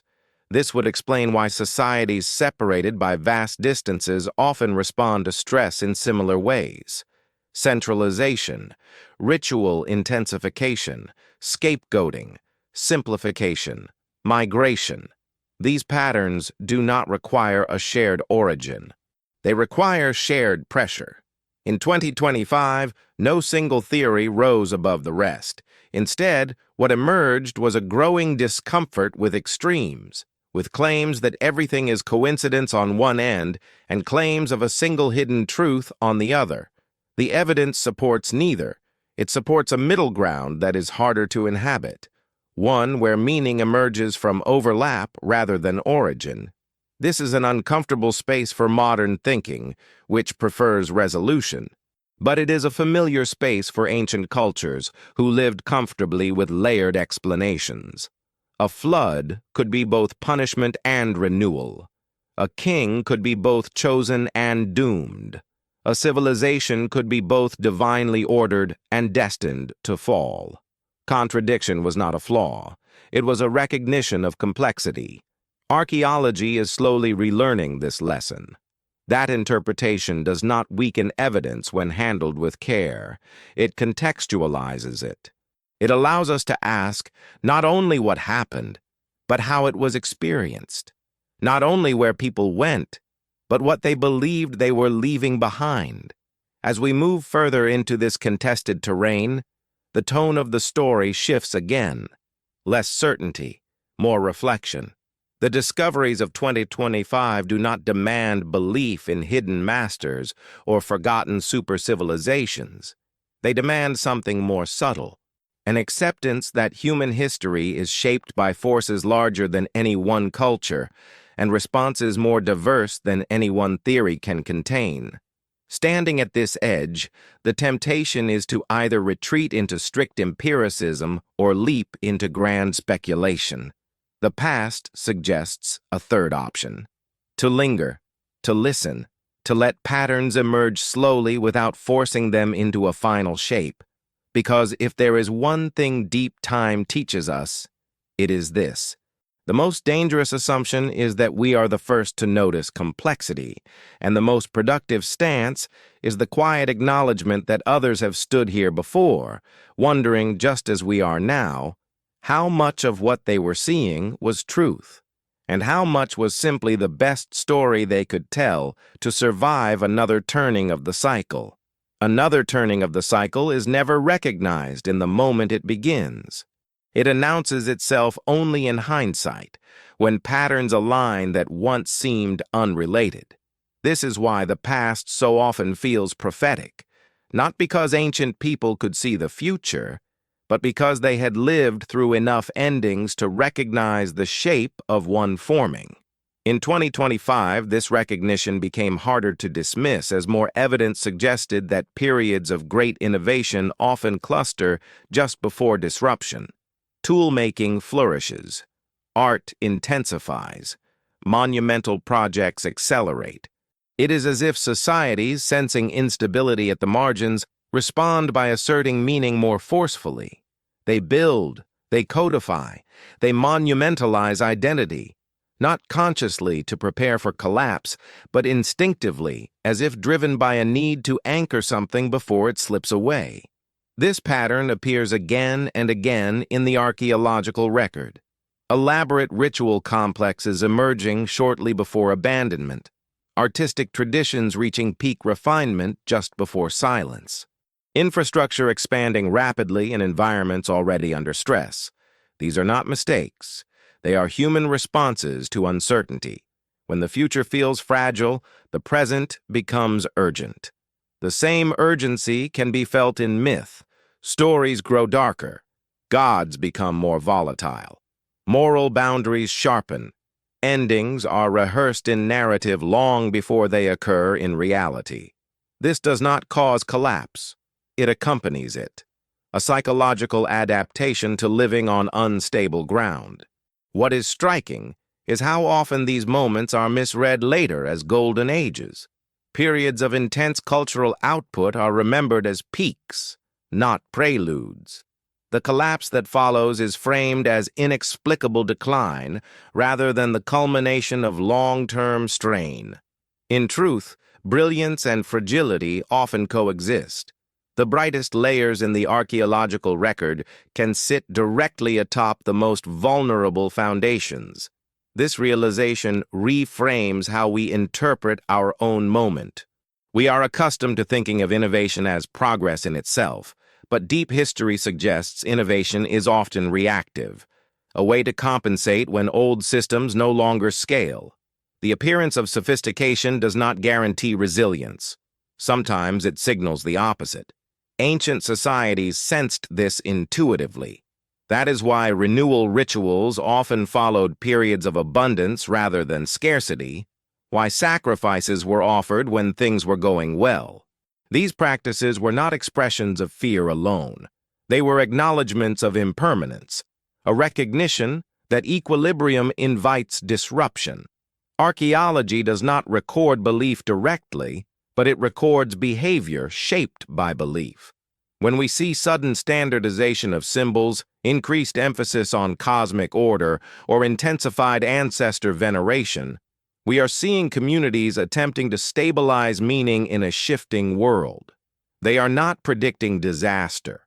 They are bracing for it. In 2025, the convergence of data from climate science, settlement archaeology, and symbolic analysis made this convergence clearer than ever. Change was rarely sudden in isolation. It was cumulative. Stress layered upon stress until a threshold was crossed, and once crossed, recovery followed patterns just as recognizable as collapse. Small groups, reduced complexity, oral memory, mobility. Then, slowly, experimentation. New social forms, new cosmologies, new relationships with land. The cycle did not erase humanity. It reshaped it. This reshaping is not random. Certain traits recur because they work. Cooperation, flexibility, redundancy, the ability to let go of what no longer fits. These are not virtues celebrated in monuments, but they are the qualities that survive resets. As this understanding deepens, the idea of a single lost civilization giving rise to all others begins to feel unnecessary. The continuity we seek does not require one origin. It emerges naturally from repeated response to shared challenges. Similar pressures produce similar solutions. Similar fears produce similar stories. And so, standing here in this widening view of the past, we begin to see humanity not as a project moving toward completion, but as a process endlessly adjusting, each age believing itself stable, each age eventually learning otherwise. The brilliance lies not in avoiding collapse, but in carrying something forward through it. What that something is has varied. Tools, stories, seeds, skills, memories. And perhaps the most enduring of all is the quiet awareness that no world, however advanced, is permanent, and that survival has always depended less on dominance than on the willingness to change when the cycle begins to turn again. When the cycle begins to turn again, what matters most is not what is lost, but what remains usable. This distinction becomes clearer the longer we look across deep time. Technologies fade. Architectures crumble. Political systems collapse under their own weight. Yet certain human capacities persist with remarkable consistency. The ability to cooperate under pressure, the instinct to migrate rather than perish, the habit of reinterpreting old knowledge to fit new conditions. In 2025, the expanding view of ancient resilience began to challenge one of the most entrenched assumptions of modern thought, that complexity is always an advantage. Archaeology suggests otherwise. Complexity increases efficiency in stable environments, but it amplifies vulnerability when conditions shift. The more specialized a system becomes, the more brittle it is when one component fails. Ancient societies seem to understand this intuitively, even if they could not articulate it explicitly. This is why periods following collapse often show deliberate simplification, fewer social tiers, broader skill sets, redundant practices, knowledge distributed among many rather than concentrated in institutions. These are not signs of regression. They are survival strategies. This pattern can be seen after major environmental disruptions. Craft specialization narrows. Art becomes more symbolic than representational. Tools favor versatility over precision. Architecture favors mobility over permanence. What emerges is not a lesser culture but a lighter one. A culture capable of moving through uncertainty without tearing itself apart. Over time, as stability returns, complexity creeps back in. Specialization resumes. Hierarchies reform. Monumental projects reappear. And with them, vulnerability slowly accumulates again. The cycle does not repeat exactly, but it rhymes closely enough to be recognizable. This rhythm explains why so many civilizations appear to reinvent similar institutions independently. Councils, elders, seasonal rituals, shared storage. These are not copied blueprints. They are convergent solutions. When faced with comparable constraints, human groups tend to rediscover comparable answers. In this sense, the past is not a library of lost instructions. It is a record of problem-solving under recurring conditions. The value of archaeology lies not in extracting lessons to apply directly, but in recognizing patterns that widen our sense of possibility. It shows us that there has never been only one way to be human, and that adaptability has always mattered more than dominance. As we approach the later stages of this narrative, the tone shifts once more, away from catastrophe itself and toward inheritance. What survives a reset is not just biology. It is memory, not always accurate, not always complete, but sufficient to begin again. This inheritance is often invisible until it is activated, a tool shape that reappears after centuries, a myth that resurfaces with altered names, an agricultural practice rediscovered in a new landscape. These moments feel like continuity because they are. Knowledge does not vanish entirely. It waits. Waiting does not imply stasis.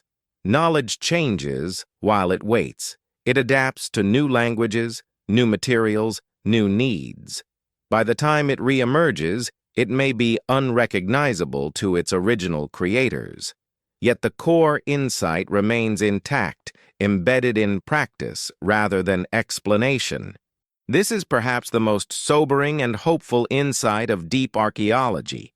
Humanity does not start over. It restarts from fragments. Each age inherits a partial toolkit shaped by what survived the last transition. The brilliance of our species lies not in preserving everything, but in making something workable out of what remains. As we move closer to the final arc, toward reflection rather than revelation, the discoveries of 2025 leave us with a quieter understanding. The past is not warning us of doom. It is reminding us of process, of rhythm, of the long continuity that stretches through loss and recovery alike.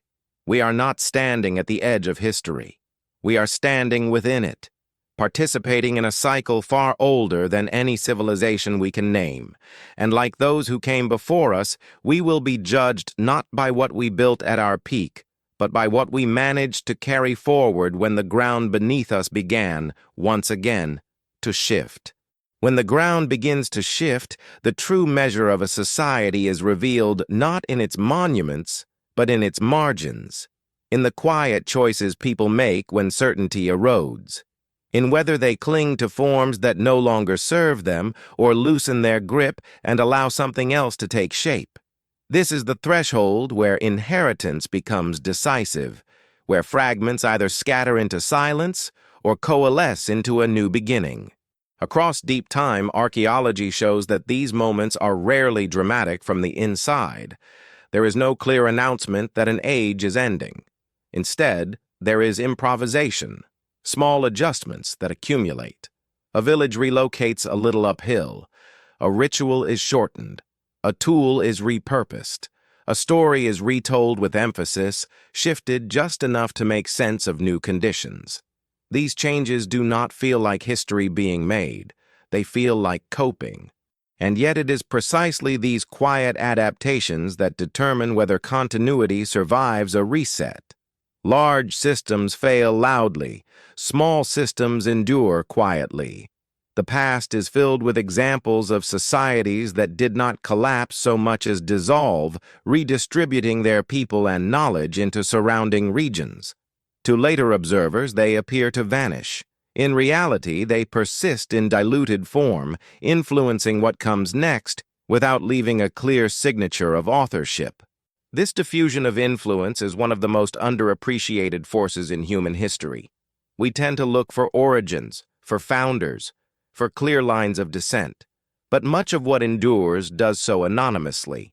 A farming technique spreads without a name. A myth migrates without attribution.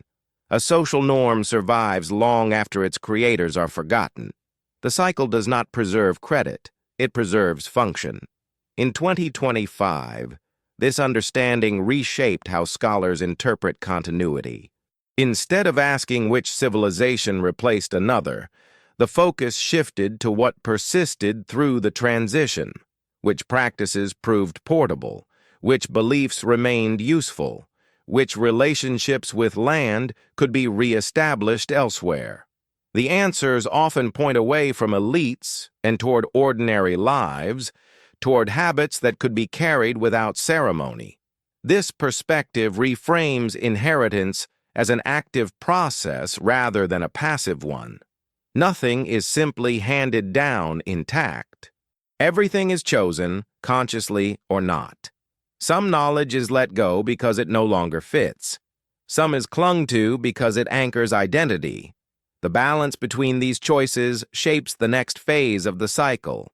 What becomes clear is that humanity's greatest inheritance is not any single technology or belief system, but the capacity to reinterpret itself, to look at a changed world and say, "This is different, but it is still livable."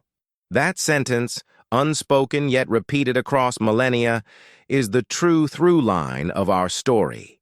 As we reach the midpoint of this long narrative, the emphasis begins to turn inward, away from what ancient peoples lost or built, and toward how they understood their place within these repeating rhythms, their philosophies, their reflections on time, their attempts to situate meaning in a universe that did not promise permanence. Because once catastrophe is accepted as part of the pattern rather than an exception, a different kind of wisdom emerges. Not optimism and not despair, but acceptance. A recognition that cycles do not ask for permission and that survival is less about control than alignment.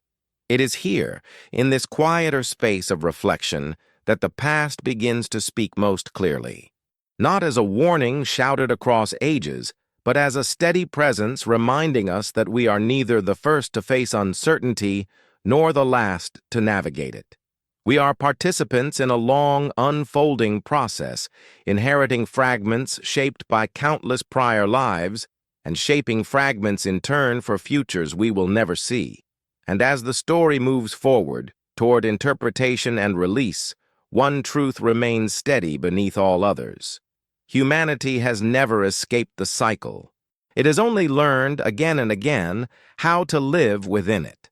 Learning how to live within the cycle often begins at the moment it becomes undeniable, when the signs accumulate, when adaptation is no longer optional, but urgent. This is the point in the human story where catastrophe stops being theoretical and becomes lived experience, not as myth, not as memory, but as disruption felt in the body and the landscape at the same time. Archaeology records these moments as thresholds, layers where continuity fractures, where familiar materials disappear and unfamiliar ones take their place, where settlement patterns scatter, then slowly regroup in altered forms. In 2025, the growing clarity of these thresholds revealed something unsettling. Catastrophe was rarely a single blow. It was a convergence. Multiple pressures arriving close enough together that recovery could not keep pace. Climate alone did not undo societies, nor did seismic events or floods in isolation. It was the stacking of stressors that proved decisive. A drought followed by migration. A flood compounded by disease. A volcanic winter arriving after years of political strain. Each pressure might have been survivable on its own. Together, they overwhelmed systems built for narrower margins. What is striking is how often these convergences align with the deepest resets in the archaeological record. Not the slow transitions, but the sharp ones. The moments when population drops are dramatic. When technologies vanish entirely. When oral traditions shift tone from continuity to rupture. These are not gradual evolutions.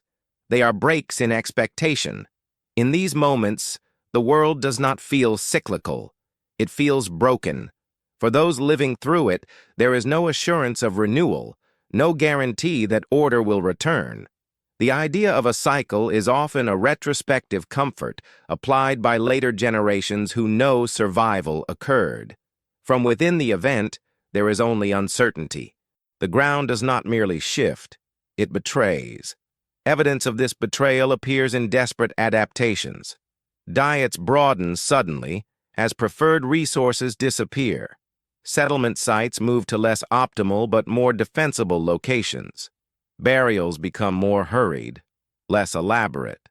Symbolic expression simplifies or becomes intensely apotropaic, focused on protection rather than celebration. These are not cultural choices made freely. They are imposed by circumstance. And yet, even here, humanity does not become unrecognizable. Social bonds tighten, cooperation increases within groups even as competition intensifies between them. Innovation does not stop, it changes direction. From expansion to preservation, from optimization to redundancy, from display to function. In 2025, the synthesis of catastrophe data across regions highlighted how similar these responses were, even among cultures with no contact. When the world narrowed, human behavior converged. This is not because of shared ideology, but because of shared constraint. Scarcity shapes action more powerfully than belief.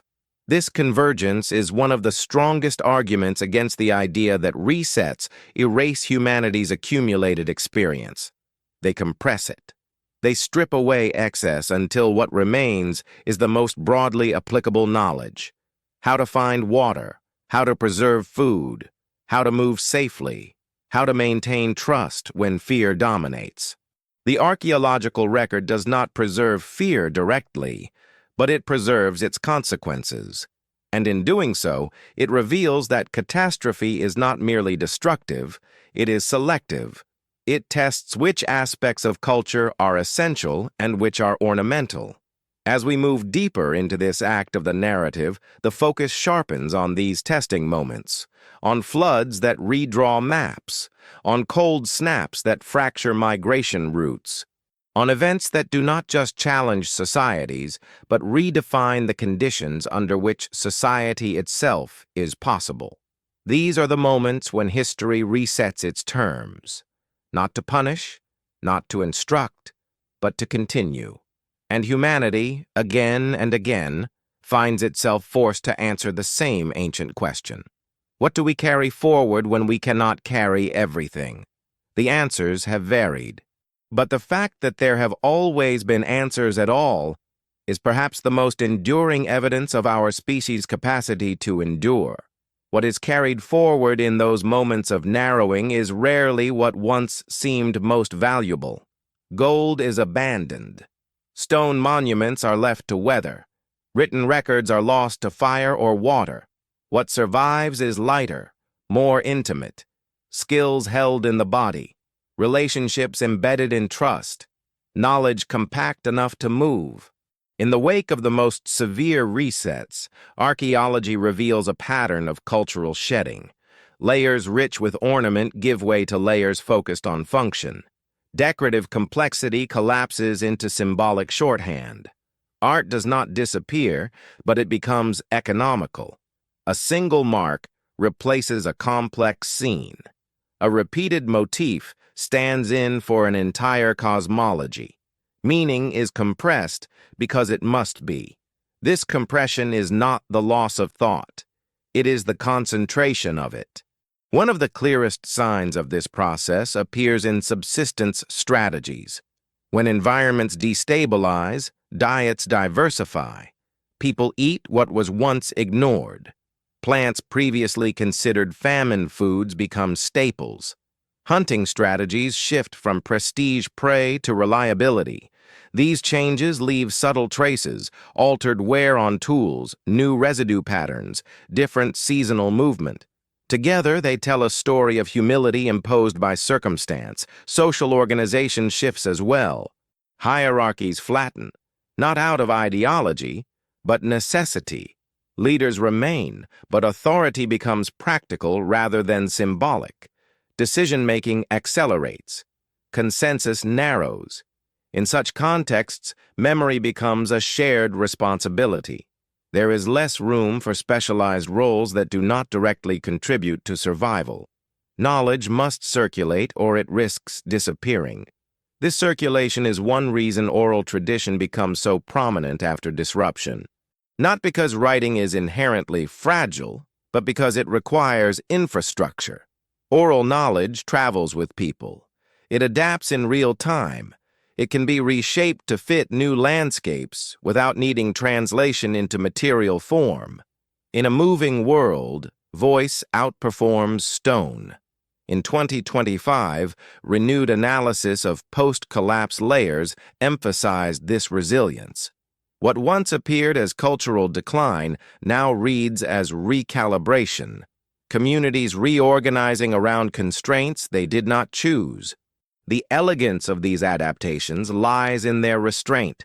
Nothing excessive survives a true reset, and yet, even within this narrowing, creativity persists. Sometimes it intensifies. New tools appear that combine multiple functions. New myths emerge that weave old symbols into unfamiliar narratives. New social bonds form across groups that would once have remained separate. Crisis dissolves boundaries that stability enforces. This boundary dissolution is one of the most powerful engines of change. When established identities fracture, exchange accelerates. Techniques spread. Beliefs hybridize. Lineages merge. The next phase of the cycle is seeded in these unstable overlaps. What appears chaotic in the moment becomes foundational in retrospect. The archaeological record captures this transition imperfectly.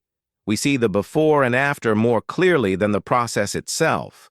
But enough remains to suggest that the deepest innovations often arise not during prosperity, but during recovery, when survival has been secured just enough to allow reflection, but not enough to permit complacency. These are the moments when new cultural trajectories begin. Not with grand declarations, but with quiet experiments, a different planting schedule, a modified shelter design, a reinterpreted ritual that aligns with altered seasons. Over generations, these adjustments accumulate into something recognizably new.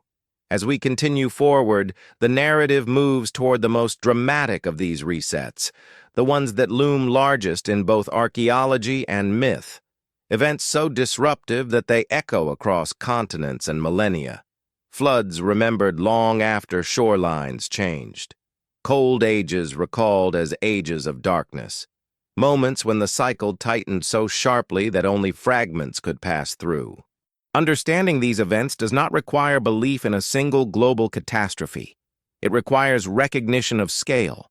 That when enough local disasters overlap, the experience can feel universal to those living through it. And that memory, carried forward by survivors, does not preserve precision. It preserves impact. What follows in this story is not the search for a single lost world, but an exploration of how repeated endings shaped a shared human expectation that the world can end, that it has before. And that somehow, through adaptation, memory, and movement, life continues on the other side. It is here, in this narrowing corridor of history, that the idea of the Great Reset takes its most tangible form, not as a theory, but as a lived reality written into the layers of earth and the inherited instincts of those who endured. On the other side of that narrowing corridor, the world that emerges is never the one that existed before. It may occupy the same geography, but it does not carry the same assumptions. The land feels altered. Seasons behave differently. Familiar markers lose reliability. Even the sky, unchanged in form, seems to carry a different weight when survival has been tested beneath it. Archaeology shows that this post-reset world is often defined by caution. Settlements remain smaller for generations. People avoid previous population centers, even when resources return. There is a hesitancy to rebuild where collapse once occurred, as if the land itself has become suspect. Memory lingers not as data, but as instinct. Do not trust this place too much. Do not build too heavy. Do not assume permanence. This caution reshapes cosmology. After major disruption, belief systems tend to emphasize balance over expansion, reciprocity over dominance. Ritual calendars become more tightly tied to environmental signals. Observation matters. Patience matters. The world is no longer taken for granted. It must be read carefully, like a text that can change without warning. Material culture reflects this vigilance. Storage becomes more prominent. Redundancy is built into tools and practices. Food preservation techniques diversify. Mobility remains valued even when settlement resumes. These choices slow growth, but they increase resilience. The goal is no longer abundance alone. It is continuity. In 2025, comparative studies of post-catastrophe societies revealed a striking commonality. Recovery was rarely driven by central authority. It was distributed. Families, kin groups, and small communities made independent adjustments that gradually aligned. There was no master plan. There was convergence, similar solutions emerging in parallel because the constraints were shared. Over time, these local solutions crystallized into new norms. What began as improvisation became tradition. Children grew up knowing only the post-reset world. For them, caution was not wisdom passed down.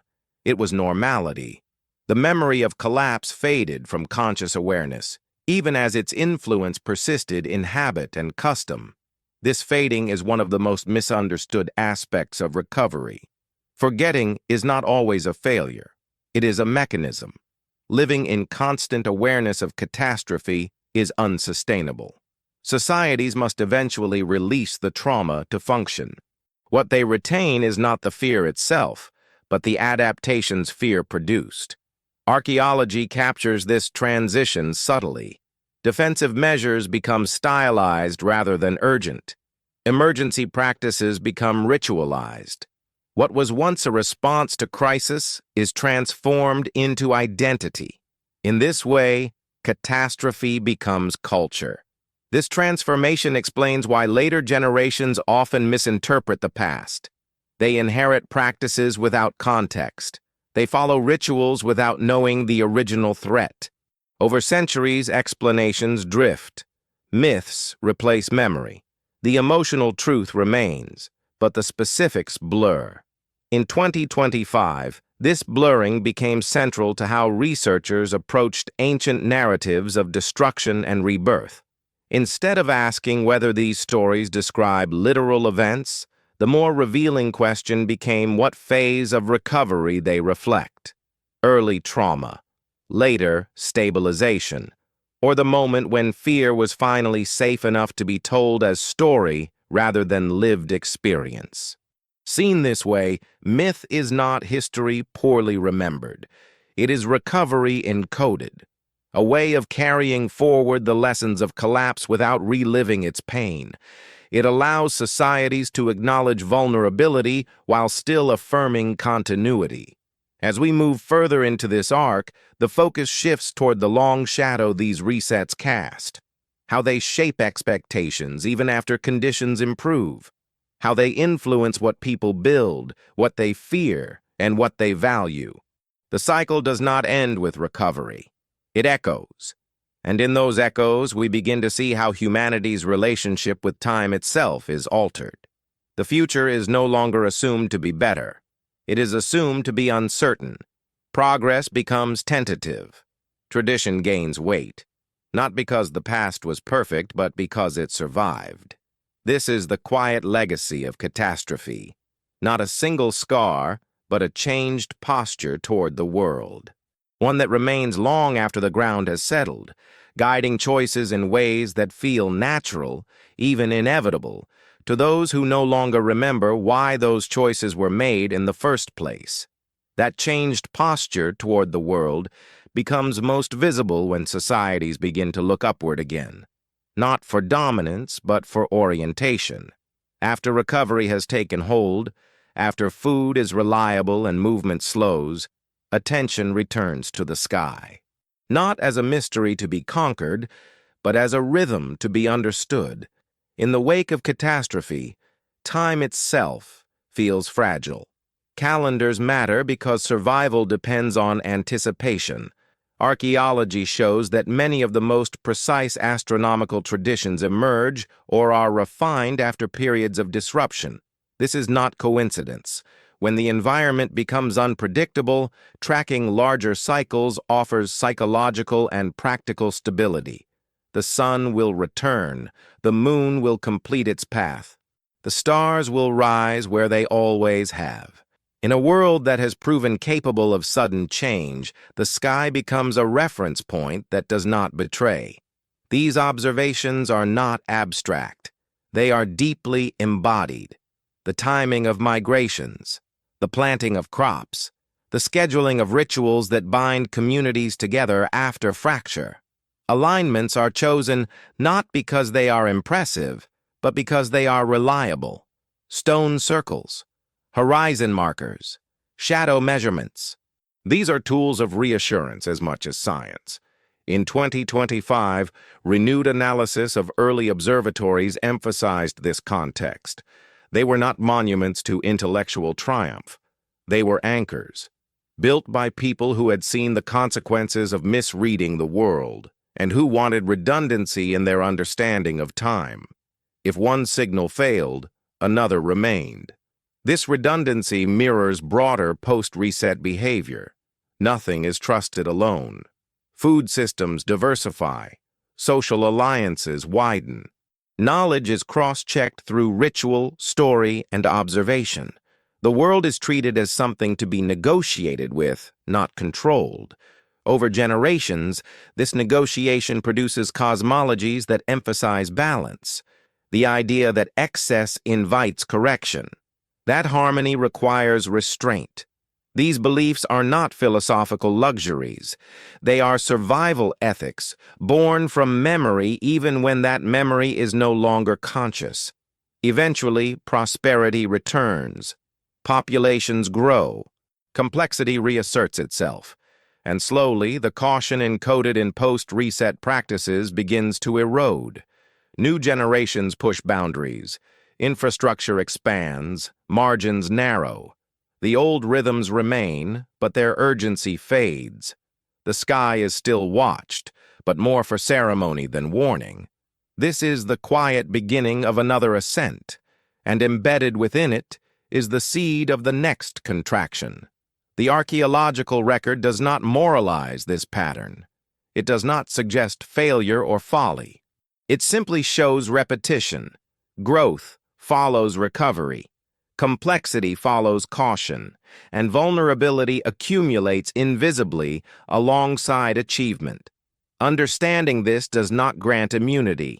It grants perspective. As we continue toward the final act of this narrative, the emphasis turns away from events and toward interpretation.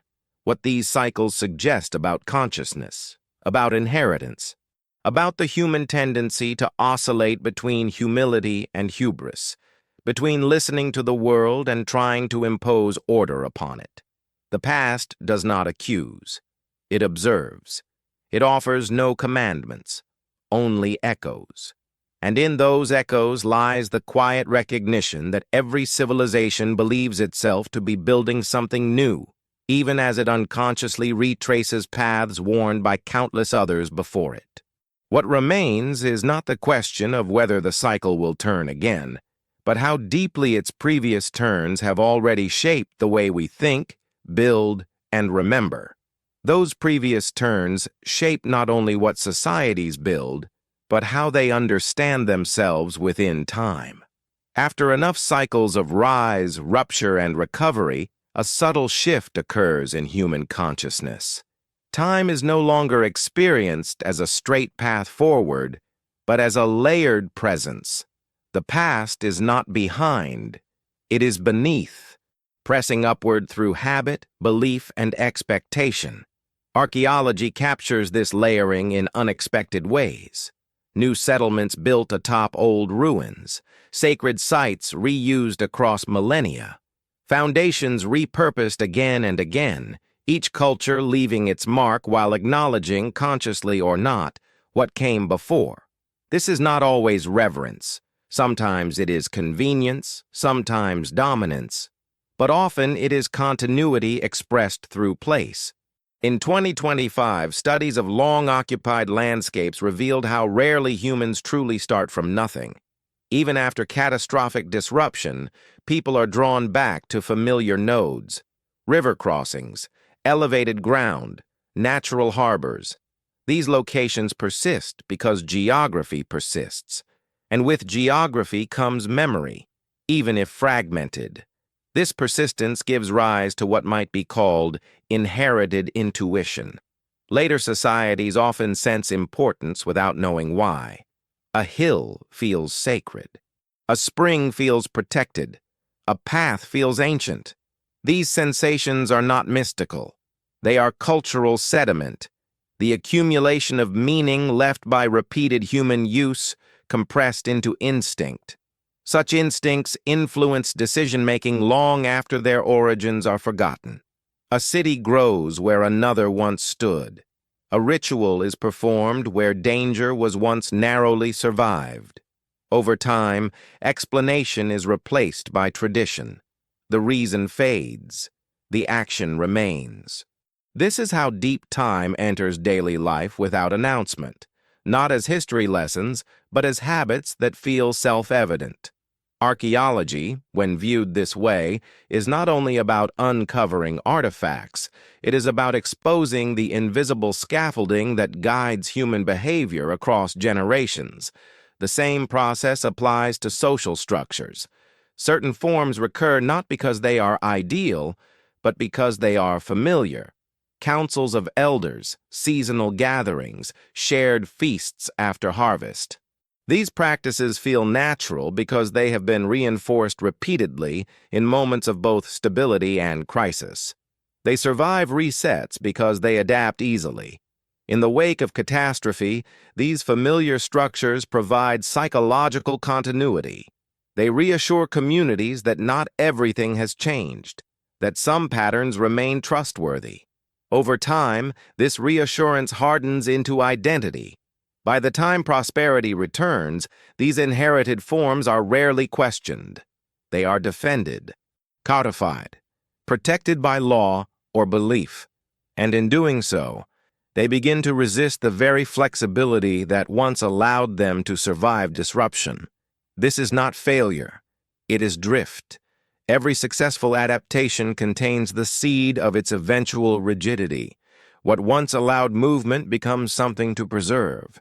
What once responded to uncertainty becomes something that assumes stability. The cycle does not punish this transformation. It simply continues. As we move deeper into interpretation, this realization becomes unavoidable. Human history is not a story of learning that accumulates linearly.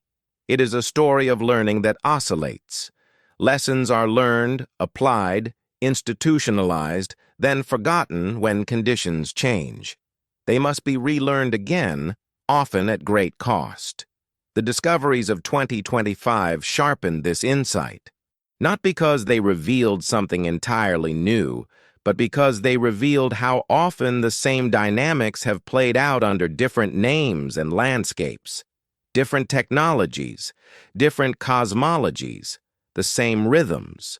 What emerges from this is not cynicism, but humility, the recognition that we are not exempt from the cycle and that our confidence in novelty may be less justified than we assume. We innovate, yes, but we do so within constraints that have shaped human behavior for tens of thousands of years. As the narrative continues, attention turns toward the most challenging question of all. Not what the past can teach us, but what it cannot. Where knowledge fails, where prediction breaks down, where uncertainty must be accepted as permanent. Because if the cycle has taught anything consistently, it is this. Understanding does not grant control. It grants awareness. And awareness, while valuable, has never been enough to stop the world from changing. What it can do is change how we meet that change, whether we do so clinging to certainty or with the quiet flexibility that has carried humanity through every turning so far. Meeting that change with quiet flexibility has never meant resignation. It has meant discernment, knowing what can be shaped and what must be endured. This distinction becomes sharper as societies move deeper into the cycle, when confidence begins to outpace caution and the memory of disruption grows faint. Archaeology shows that this phase is often marked by expansion. Trade networks lengthen. Specialization intensifies. Authority consolidates.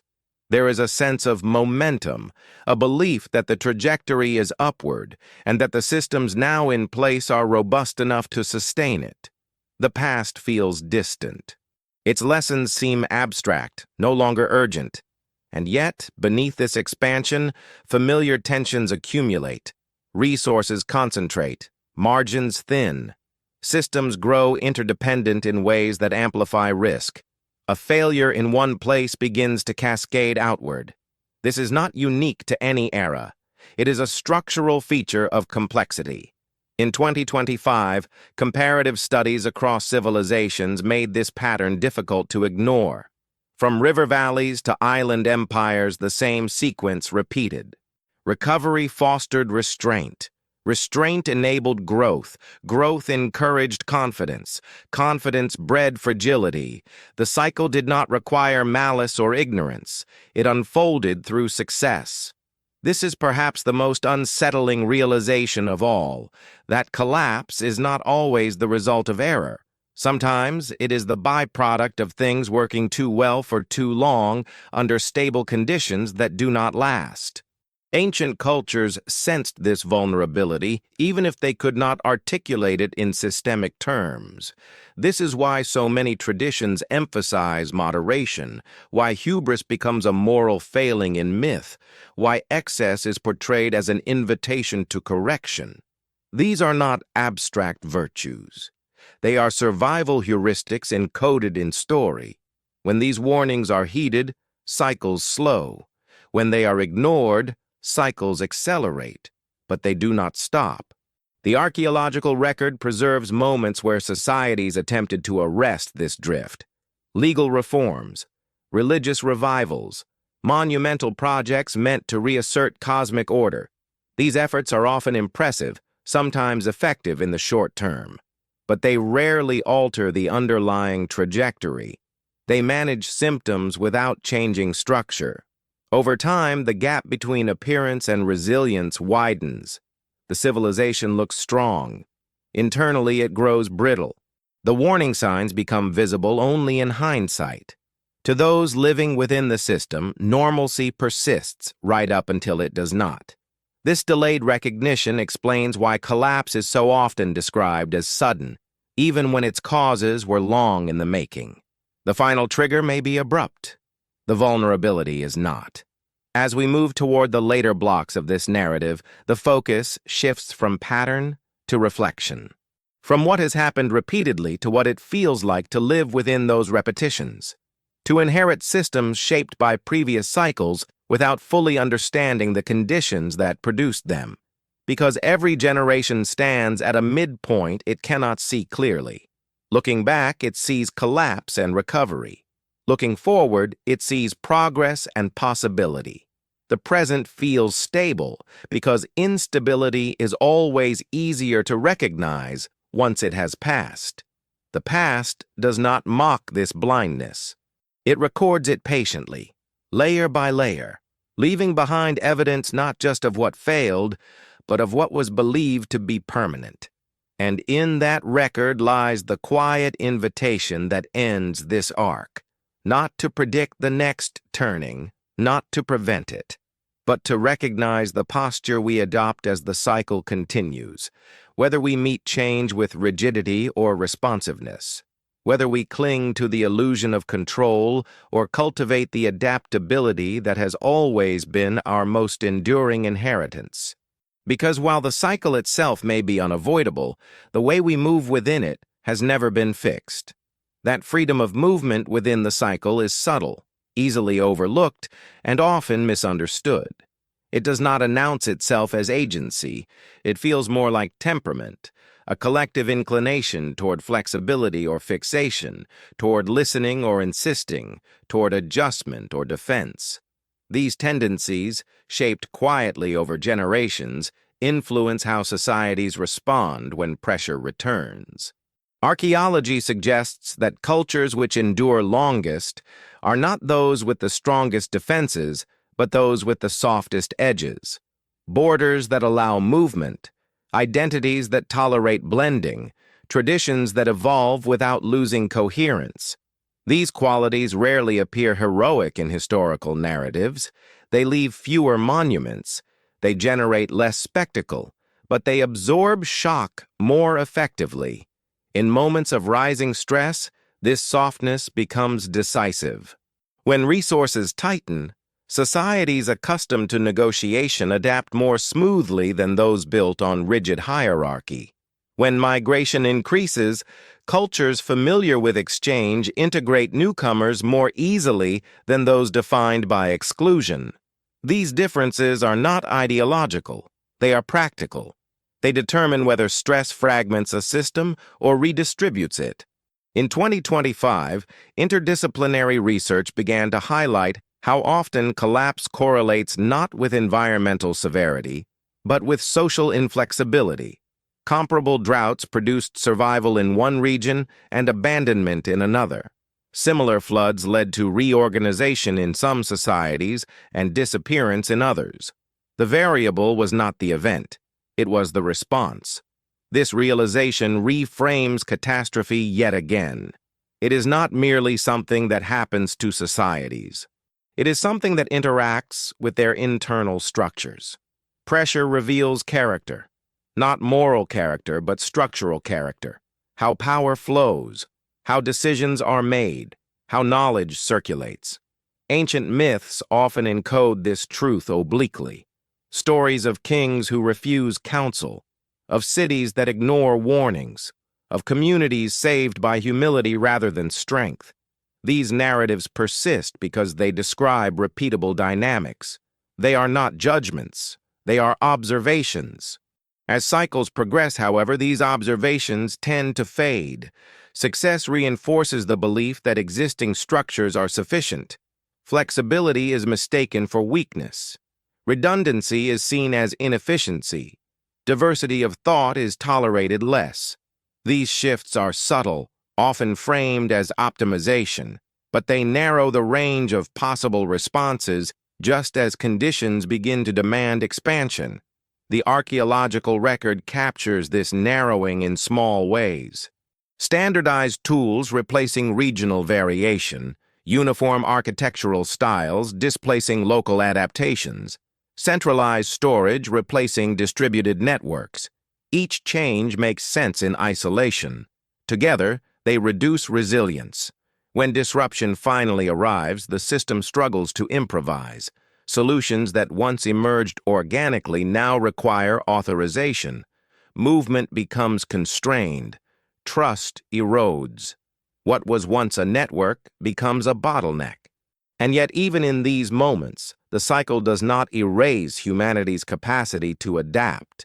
It simply shifts the scale. Large systems fracture, smaller ones persist, families reorganize, splinter groups migrate, knowledge fragments and travels.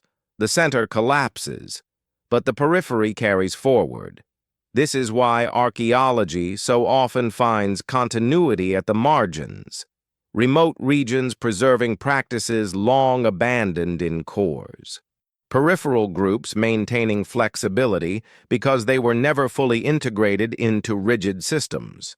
These margins become reservoirs of adaptability, ready to seed the next phase of growth.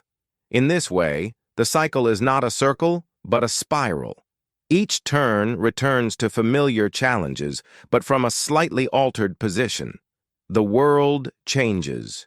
Humanity changes. The responses echo, but they are never identical.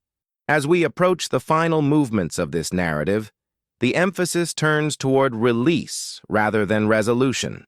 There is no final lesson to extract, no definitive warning to issue, only a recognition that the past is not static behind us. It is active within us, shaping instincts, expectations, and fears in ways we rarely examine. To live within the cycle is not to defeat it. It is to move with awareness, to notice when certainty hardens, when flexibility thins, when success begins to resemble fragility. These are not signs of failure. They are signals, and whether those signals are heard or ignored has always made the difference between societies that dissolve quietly into what comes next, and those that fracture under the weight of their own confidence, leaving behind lessons that future generations will uncover, reinterpret, and carry forward in turn. Those lessons, uncovered and reinterpreted again and again, rarely arrive intact. They reach the future as impressions rather than instructions, feelings rather than formulas, a sense that something similar has happened before, even if the details remain out of reach. This is the final stage of catastrophe's long influence. Not destruction, not recovery, but inheritance transformed into intuition. Archaeology shows that by the time a new phase of stability is fully established, direct memory of the previous collapse has usually faded. The people who lived through it are gone. Their children remember fragments. Their grandchildren inherit only the outcomes. What remains is embedded in structure, in where settlements are placed, in how surplus is handled, in which risks are avoided without explanation. This is why so many societies appear to act cautiously without knowing why. They avoid certain floodplains, they distrust certain seasons, they treat particular mountains or waters with reverence or fear. These responses are not superstition in the shallow sense. They are deep time learning, compressed and passed down through behavior rather than narrative. In 2025, this idea of inherited intuition gained renewed attention, not as genetic memory in a literal sense, but as cultural reflex. Patterns repeated so often that they become instinctive. Just as the body flinches before conscious thought, societies adjust before formal reasoning catches up. This reframes the relationship between myth and material evidence one final time. Myths do not preserve events accurately. They preserve reactions. They encode what it felt like to face instability, to lose trust in the world's predictability, and to rebuild without assurance. Their value lies not in their factual precision, but in their emotional fidelity. When we hear stories of gods resetting the world, of ages ending in fire or flood, we are not hearing history as chronology. We are hearing history as warning, as memory stripped to its most portable form. The specific geography is interchangeable. The lesson is not. Archaeology provides the grounding beneath these stories. It shows us where the land actually shifted, where seas rose, where ice advanced, where people retreated, adapted, or vanished. Together, material evidence and narrative memory form a composite record more complete than either alone. As this act of the story closes, one truth becomes unavoidable. Humanity has never escaped the cycle of disruption and renewal. It has only refined its response to it. Each iteration leaves traces, some visible in stone and bone, others invisible, carried forward in caution, adaptability, and the quiet sense that stability is always provisional. This is not a pessimistic conclusion. It is a realistic one. The cycle has not prevented creativity. It has shaped it. It has not erased meaning. It has forced meaning to become flexible. It has not ended humanity's story. It has given it rhythm. And so we arrive at the threshold of interpretation and release, where the need to explain gives way to the need to accept, where the past stops being a puzzle to solve and becomes a presence to acknowledge. Not as a teacher issuing commands, but as a companion reminding us that uncertainty has always been part of the human condition. What follows is not another catastrophe, but reflection, a widening of perspective that allows the cycle to be seen not as an enemy, but as the context within which all human striving has ever taken place. From this widened perspective, interpretation becomes less about proving and more about positioning. Where do we stand in relation to the cycle? How much distance do we believe separates us from those who came before? And how much of that distance is illusion created by technology, scale, and speed rather than by fundamental difference? In 2025, as archaeology, climate science, and anthropology increasingly converged, a quiet reframing took place. The question shifted from what ancient people knew to how they oriented themselves within uncertainty. Knowledge, it became clear, was never the sole advantage. Orientation mattered more, knowing when to act, when to wait, when to move, when to let go. This orientation is visible in symbolic systems that resist literal interpretation, cycles of ages, world renewals, repeating destructions followed by rebirth. These are not predictions. They are maps of expectation. They teach communities to anticipate disruption without specifying its form. Fire or flood is less important than the certainty that balance will not hold forever. Such frameworks do not paralyze action. They contextualize it. They remind individuals that no achievement exists outside time, and that meaning must be renewed as often as crops are planted. In this sense, ancient cosmologies were not fatalistic. They were pragmatic. Modern interpretation often struggles here. We seek causation. We want to know whether a flood myth refers to a specific event, whether a dark age aligns with a particular eruption, whether cycles correspond to orbital mechanics. These inquiries are valuable, but they risk missing the deeper function of the stories themselves. The stories were not designed to be decoded by distant analysts. They were designed to be lived with, to shape behavior, to regulate expectation, to make uncertainty familiar enough that it did not paralyze communities when disruption arrived. Archaeology now suggests that societies with strong cyclical frameworks often recovered more cohesively after catastrophe, not because they predicted events, but because they were psychologically prepared for disruption as a concept.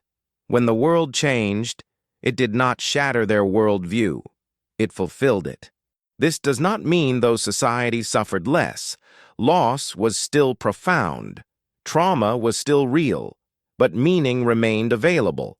Collapse was not interpreted as total failure. It was interpreted as transition, even if that transition was painful and prolonged. In contrast, societies that framed themselves as final, chosen, or uniquely permanent often experienced collapse as existential rupture. The loss was not only material, but ontological. The world had violated its promise. Recovery in such contexts tended to be slower, more fragmented, and more prone to internal conflict. These patterns, visible across millennia, challenge the modern assumption that linear progress is inherently stabilizing. In reality, linear narratives concentrate expectation. When they fail, the psychological shock is amplified. The ancient alternative was not despair, but repetition. The acceptance that beginnings and endings are intertwined. That decline does not negate what came before. That survival does not require permanence. As we move deeper into interpretation, this contrast sharpens. The past does not present a single model to adopt. It presents a spectrum of orientations, some brittle, some flexible, some resilient precisely because they assume instability as the default condition. This realization does not ask us to abandon modern knowledge. It asks us to reconsider the stories we tell about it. Whether we frame our achievements as temporary alignments within a larger process or as definitive endpoints immune to reversal, the cycle does not respond to belief. It responds to structure. But belief shapes structure, and structure shapes response. Standing here, at this point in the narrative, the past no longer feels distant. It feels adjacent. Not because history is repeating exactly, but because the conditions that shaped ancient choices continue to shape ours. Different tools, different scales, the same underlying tensions. What follows is not instruction, but contemplation, a chance to sit with the possibility that the most durable human wisdom was never about predicting the future, but about remaining oriented when prediction failed. Remaining oriented when prediction fails requires a particular relationship with uncertainty, not denial, not obsession, but familiarity. Ancient societies that endured repeated disruption did not eliminate uncertainty from their worldview. They incorporated it. They made room for it in ritual, in story, in seasonal expectation. Uncertainty was not an anomaly. It was a constant companion. In 2025, This perspective began to influence how scholars interpreted symbolic architecture and ritual cycles. Structures once assumed to be declarations of control now appear more like negotiations. Not statements that the world was mastered, but acknowledgments that it was being listened to. Alignments with solstices, ceremonies tied to flooding, festivals timed to migration. These were not celebrations of dominance. They were acts of synchronization. Synchronization is different from prediction. It does not attempt to force the future into a known shape. It attempts to stay in phase with processes larger than any single generation. This distinction is subtle, but it matters. Societies oriented toward synchronization remain flexible. Societies oriented toward prediction tend to harden around expectations that may not hold. Archaeology shows this hardening clearly in the final phases of many complex systems. Calendars become rigid. Ritual schedules stop adjusting to environmental variation. Infrastructure locks communities into specific patterns of land use. When conditions shift beyond those patterns, adaptation becomes costly or impossible. By contrast, post-reset cultures often return to looser temporal frameworks. Seasons are read rather than assumed. Signs are interpreted rather than enforced. Knowledge is provisional. This does not make these societies less intelligent. It makes them more responsive. One of the most revealing insights of recent years is how often technological sophistication coexisted with epistemic humility. Ancient engineers built remarkable systems, but they rarely assumed those systems would last forever. Maintenance, renewal, and abandonment were built into design. A canal could be redug, a settlement could be relocated, sacred spaces could be rebuilt elsewhere. Permanence was not the goal. Function was. This mindset stands in contrast to modern instincts, which often equate success with durability. We build to resist change rather than accommodate it. Deep history suggests that this inversion carries risk. Structures that cannot bend tend to break when the cycle tightens. The past does not offer a simple alternative. It offers a mirror, showing us that orientation matters as much as capacity, that knowing how to move is as important as knowing how to build, that survival has always depended on reading context as much as mastering technique. As we continue toward the final blocks, the narrative releases its grip on explanation and leans fully into reflection, not asking what ancient people believed, but how their beliefs shaped their resilience, not asking what they knew, but how they lived with not knowing. Because at the deepest level, the cycle is not about catastrophe.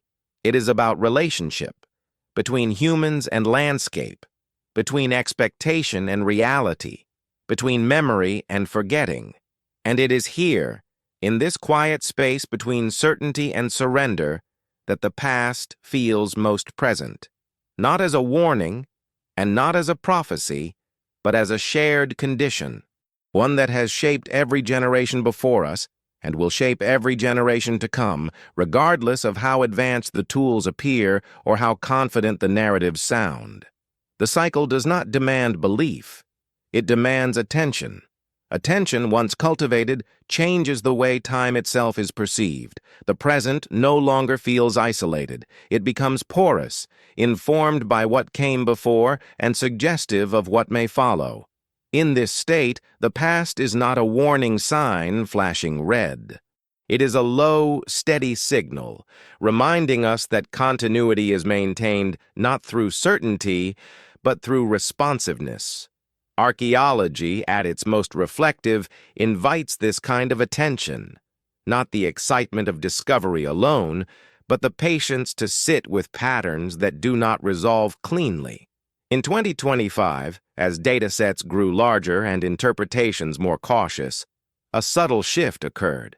The field became less concerned with definitive narratives and more concerned with thresholds, points where small changes produced disproportionate consequences. These thresholds rarely announce themselves. They are crossed quietly, A resource declines just enough to force a new strategy. A climate oscillation lasts one season longer than expected. A political compromise hardens into doctrine. None of these moments feel catastrophic on their own, but once past, returning to the previous state becomes impossible. Ancient societies lived close to these thresholds because their margins were thinner. They sensed instability sooner, not because they were wiser, but because they had less buffer. This sensitivity shaped cultures attuned to subtle shifts. The angle of sunlight, the behavior of animals, the timing of rains. These observations were not romanticized. They were essential. Modern distance from these signals has fostered a different relationship with change. We often perceive disruption only once it becomes dramatic. The cycle, however, does not operate on spectacle. It operates on accumulation. This is why archaeology so often reveals collapse where continuity was assumed. Understanding this does not place ancient societies above modern ones. It places them alongside us, navigating the same fundamental constraints with different tools. The difference lies not in intelligence, but in proximity, to land, to season, to consequence. As we approach the final phase of this narrative, the emphasis turns toward inheritance not as information, but as disposition, the habits of attention passed down implicitly, the learned ability to notice when patterns shift, to sense when stability is thinning even before metrics confirm it. These dispositions do not survive automatically. They require renewal. When conditions remain stable for long enough, attention dulls. Thresholds feel distant. The cycle seems theoretical. It is only in retrospect that its presence becomes undeniable. The past, then, does not ask to be admired or feared. It asks to be consulted, quietly, repeatedly, without expectation of final answers.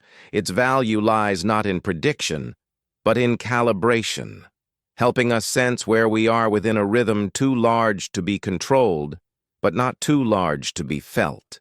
As this long arc draws toward release, the story relinquishes its need to persuade. What remains is an atmosphere, a recognition that human history is not a straight road or a closed circle, but a series of gentle curves that only reveal their shape when traced slowly. In that tracing, the cycle ceases to be abstract. It becomes intimate, a shared inheritance of adjustment, loss, creativity, and return. Not a destiny to escape, but a context to inhabit with as much awareness as we can muster, knowing that awareness itself has always been one of humanity's most fragile and most precious tools. That fragility of awareness is what makes each generation feel uniquely suspended between confidence and doubt. We inherit systems refined by countless prior adjustments, yet we experience them as givens. Roads appear permanent. Institutions feel natural. Rhythms of production and consumption seem self-evident. Only when they falter do we glimpse how contingent they always were. Archaeology offers a long view of this illusion. Time and again, societies mistook longevity for permanence. A city that endured for centuries felt eternal to those born within its walls. A climate pattern stable across many lifetimes appeared fixed. The very success of adaptation bred the assumption that adaptation was no longer required. In 2025, this realization began to resonate beyond academic circles. The past was no longer framed simply as a sequence of failures and triumphs, but as a record of misjudged stability. Not stupidity, not arrogance alone, but the understandable human tendency to trust what has worked for long enough to feel immutable. This tendency does not negate intelligence. It emerges from it. Pattern recognition, one of humanity's greatest strengths, becomes a liability when patterns hold just long enough to be mistaken for laws. The cycle exploits this bias gently, without malice. It waits. When change finally accelerates, the shock is not that conditions shifted, but that they were ever assumed to be fixed. This is why collapse often feels like betrayal rather than transition. The world appears to have broken a contract it never signed. Ancient societies encoded this vulnerability into story and ritual, not because they were pessimistic, but because they were observant. They had seen the cost of forgetting impermanence. They had learned, through experience rather than theory, that stability is always provisional. Archaeology preserves the material consequences of forgetting. Overbuilt landscapes, drained wetlands that never recovered, fields pushed beyond fertility, networks stretched past redundancy. None of these decisions were irrational at the time. They made sense within the conditions that produced them. This is the quiet tragedy visible in the layers. Not failure of imagination, but success taken too far. Efficiency that erased slack, order that eliminated flexibility, prosperity that narrowed options. Yet even here, the cycle does not end in silence. After fragmentation, something remains. Knowledge disperses, skills migrate. People carry fragments into new contexts, where they recombine in unexpected ways. What looked like loss becomes redistribution. From a distance, this redistribution is what gives history its continuity. But from within it, the experience is dislocation. Identity loosens. Certainty dissolves. Meaning must be renegotiated. This renegotiation is where culture proves its resilience. Not in preservation, but in reinterpretation. Old symbols are reused. Familiar stories are told differently. Practices once tied to specific places adapt to new landscapes. Continuity survives not because it is defended, but because it is malleable. As we move toward the final blocks, the narrative slows deliberately. The urgency of catastrophe recedes. What remains is a quieter understanding that humanity has never been defined by any single achievement or failure, but by its capacity to reweave meaning after disruption. The cycle seen this way is not a threat hovering over history. It is the medium through which history moves. It shapes, compresses, and releases. It challenges assumptions without erasing possibility. And in recognizing this, something subtle shifts. The past no longer feels like a warning shouted across millennia. It feels like a steady presence beside us, reminding us that awareness itself is transient, and that maintaining it requires humility, patience, and the willingness to notice when the ground beneath our certainty begins, once again, to feel less solid than it did before. That feeling of less solid ground is often dismissed at first, explained away as temporary disturbance, a fluctuation rather than a shift. Archaeology shows that this dismissal is not ignorance. It is hope. The hope that what has worked will continue to work, that adjustment can be postponed without consequence. For a time, this hope is often justified. Systems absorb strain, margins flex, life goes on. But beneath that continuation, something subtle changes. Decisions once made freely become constrained by momentum. Adaptation shifts from creative to reactive. The range of acceptable responses narrows. This narrowing is one of the clearest precursors to systemic rupture, visible across cultures and eras. In 2025, long-term settlement studies began to highlight this narrowing with unusual clarity. Late phases of civilizations show increased standardization, not because it was superior, but because deviation became risky. Uniformity simplifies management. It creates predictability, but it also suppresses local variation, the very source of resilience when conditions diverge. This suppression rarely feels oppressive at first. It feels efficient. It feels orderly. It feels like progress. Only later does it reveal its cost, when environments or circumstances change in ways the standardized system cannot accommodate. Ancient records hint at this tension through sudden reversals. laws that become harsher, rituals that grow more rigid, punishments that intensify. These are not signs of confidence. They are signs of strain. When flexibility decreases, enforcement increases. Control replaces negotiation. Archaeology captures this not through texts alone, but through material repetition. Identical structures replicated across landscapes. Tools losing regional distinctiveness. Artistic expression narrowing into prescribed forms. These patterns reflect a culture seeking stability through sameness. The irony is that such stability is fragile. When disruption finally exceeds tolerance, the collapse is more abrupt precisely because alternatives have been minimized. Local knowledge, once suppressed, must be rediscovered under pressure. Improvisation returns, but without the benefit of gradual refinement. This is why post-collapse phases often appear chaotic. Variation explodes. Multiple solutions are attempted simultaneously. Some fail quickly, others endure. Over time, a new coherence emerges, shaped not by decree, but by selection. Seen this way, collapse is not the opposite of order. It is the release of suppressed variability. The cycle tightens, then loosens, each phase correcting the excesses of the one before it. As we move closer to the end of this long narrative, the past feels less like a sequence of events and more like a breathing system. Expansion and contraction, standardization and diversification, certainty and doubt. These movements are not moral judgments. They are dynamics.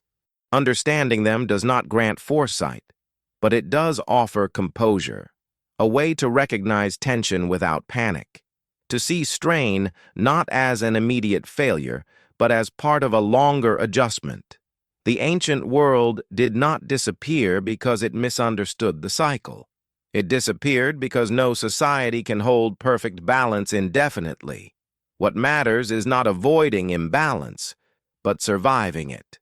And survival, archaeology reminds us, has always depended less on the strength of systems at their peak than on the quiet capacity to loosen them when they begin to pull too tight. When systems loosen, they often appear weaker from the outside. Authority fragments, coordination falters, narratives compete rather than converge. Yet archaeology suggests that this apparent weakness can be a precondition for renewal. Looseness allows movement. It creates space for experimentation at the edges, where new forms quietly take shape. In the aftermath of disruption, people rarely attempt to recreate what was lost in its entirety. The conditions no longer allow it. Instead, fragments are selected. Certain practices are remembered. Certain structures are simplified. What returns is not the old world restored, but a reduced version carrying only what proved essential. This selectivity is not always conscious. It emerges through necessity. What cannot be maintained is abandoned. What continues to function is reinforced. Over time, these choices crystallize into a new normal that feels intentional, even though it was largely improvised. One of the most revealing insights from deep time studies is how often the most enduring elements are not the most complex. They are the most adaptable. Small-scale agriculture outlasts centralized distribution. Oral traditions survive where written archives burn. Modular technologies persist where monumental ones fail. In 2025, comparative analyses across collapsed regions began to emphasize this pattern. The future does not inherit everything. It inherits what can travel, what can be taught quickly, what can be modified without breaking. Portability becomes power. Simplicity becomes longevity. This reframes how we understand loss. Collapse does not erase culture uniformly. It filters it. The parts that require constant reinforcement tend to disappear first. The parts that align closely with daily survival endure. This filtering process also reshapes identity. People stop defining themselves by imperial scale or distant authority and begin to define themselves by locality, kinship, and shared experience. Belonging contracts, then stabilizes. Meaning becomes grounded again. Over generations, memory of the larger system fades. What remains is a sense that life once operated differently, at a scale no longer imaginable. This memory is often expressed as myth, stories of giants, of golden ages, of ancestors who commanded forces now beyond reach. These stories are not exaggerations. They are impressions of scale preserved after context is lost. Archaeology encounters these impressions everywhere, in tools made too large for later use, in ruins that dwarf subsequent settlements, in roads leading nowhere. The physical record becomes a landscape of echoes, yet within those echoes, continuity persists. Children learn to shape tools, families learn to read weather, communities learn where not to build. The cycle does not erase knowledge. It redistributes it into quieter forms. As this narrative approaches its final movement, the emphasis shifts fully away from collapse as an endpoint. What matters is not what ended, but what flowed forward unnoticed. The skills that did not announce themselves, the habits that required no monuments. In this light, the past stops feeling like a graveyard of failed worlds. It begins to feel like a reservoir, one that has always supplied humanity with the raw material for reorientation, not answers, but capacities. The cycle tightens and releases. And in each release, something essential slips through, carried not by empires or institutions, but by ordinary people adjusting, again, to the world as it is, rather than the world as it was once believed to be. Adjusting to the world as it is rather than as it was believed to be is perhaps the most difficult human skill to sustain. It requires relinquishing attachment not only to structures, but to expectations. Archaeology shows that this relinquishment rarely happens all at once. It unfolds unevenly across generations, through quiet recalibration rather than dramatic decision. The first generation after disruption often lives between worlds. They remember the old order vividly enough to feel its absence, yet must operate within the limits of the new reality. Their lives are marked by improvisation, by compromise, by a constant comparison between what exists and what once did. This tension is exhausting, but it is also generative. The second generation inherits fewer comparisons. They grow up within the adjusted system.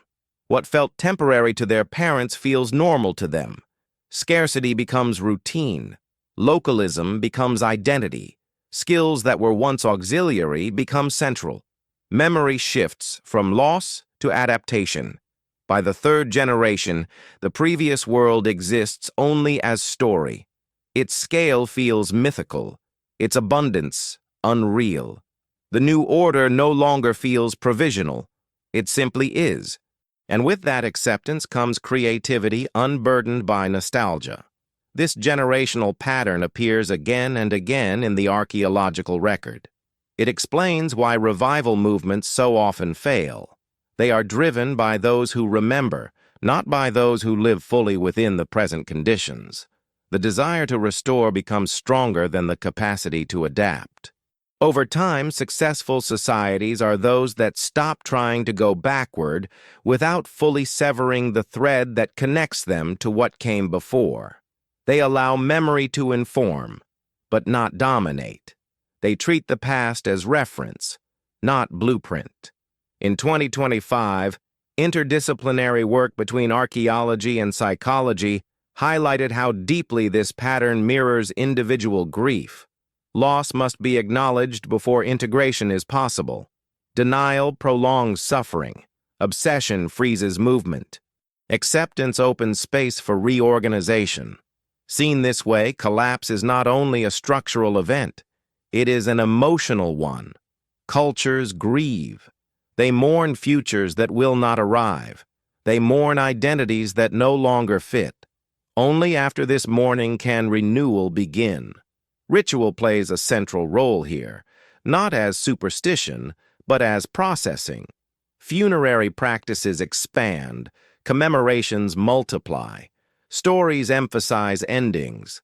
These are not signs of stagnation, they are signs of transition. As grief resolves into memory, attention returns to the present. Practical concerns reassert themselves. Fields must be planted, shelter must be built, children must be taught. Life continues not because meaning has been fully restored, but because it is always incomplete. This incompleteness is not a flaw. It is what allows continuity. Meaning that claims to be final cannot adjust. Meaning that remains open can bend with circumstance. As we move toward the final blocks, the cycle's emotional dimension comes fully into view, not as drama, but as quiet endurance, the capacity to carry forward without certainty, to rebuild without guarantees, to teach without knowing what the future will demand. In this endurance, the past is no longer distant. It is intimate, a shared human experience repeated across millennia. Not a mistake to be avoided, but a process to be lived through again and again, with as much awareness and compassion as each generation can manage. That compassion, extended across time, alters how responsibility is understood. Instead of asking who failed, the question becomes how much was possible. Archaeology, when read gently, dissolves the impulse to judge. It replaces it with an appreciation for constraint. Every society operates within limits it cannot fully see, responding to pressures it did not choose. In this light, collapse is rarely the result of a single error or decision.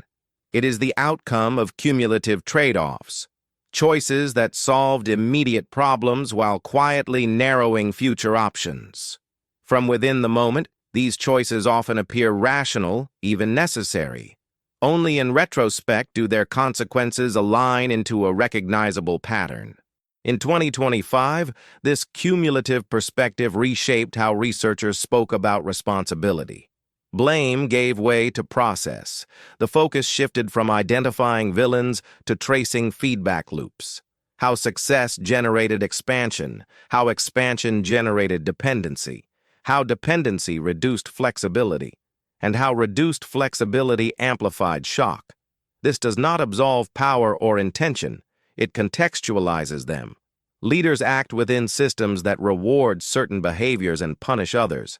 When systems privilege short-term stability over long-term adaptability, even well-intentioned decisions can accelerate decline. Understanding this does not weaken accountability, it deepens it. Responsibility expands beyond individual actions to include the maintenance of slack, the protection of diversity, the willingness to accept inefficiency as insurance against surprise. Ancient societies that endured longest were not those that optimized everything. They were those that tolerated redundancy, multiple food sources, overlapping social roles, ritual calendars flexible enough to shift with conditions. These redundancies appear wasteful until they are needed. Then they become lifelines. Archaeology captures the disappearance of redundancy as a warning sign. Storage facilities consolidated, crop diversity reduced, trade routes narrowed, specialization intensified. Each change increased efficiency. Each change reduced resilience. When disruption arrived, recovery depended on whether any redundancy remained. If none did, collapse cascaded. If some survived, renewal followed, unevenly but persistently. This pattern resonates beyond the ancient world. It speaks to a universal tension between optimization and adaptability, between speed and stability, between control and responsiveness. As this narrative nears its final act, the emphasis rests not on prediction or prevention, but on posture. How one stands within uncertainty, whether systems are designed to absorb surprise or deny it, whether memory is used to enforce continuity or to allow adjustment. The cycle does not reward certainty. It rewards responsiveness. It does not favor scale. It favors balance. These are not moral claims. They are observations repeated across time. In recognizing them, the past offers something quieter than instruction. It offers companionship. A sense that uncertainty is not a modern anomaly, but a constant that every generation has faced with different tools and similar hopes. What remains is not a lesson to memorize, but an attitude to carry forward. One that acknowledges fragility without surrendering agency. One that accepts impermanence without abandoning care. From here, the story releases its analytical weight. What follows is not explanation, but closure, a return to the calm awareness with which the journey began. Calm awareness is not the absence of concern. It is the presence of proportion. When the long view settles in, urgency softens into attentiveness. The past stops pressing for conclusions and begins offering perspective, not as certainty, but as reassurance that uncertainty has always been navigated, never eliminated. In this final movement, the cycle is no longer examined from the outside. It is felt from within, as a rhythm that has shaped lives quietly, without announcement, across countless generations. People were born into moments of expansion and moments of contraction without choosing either.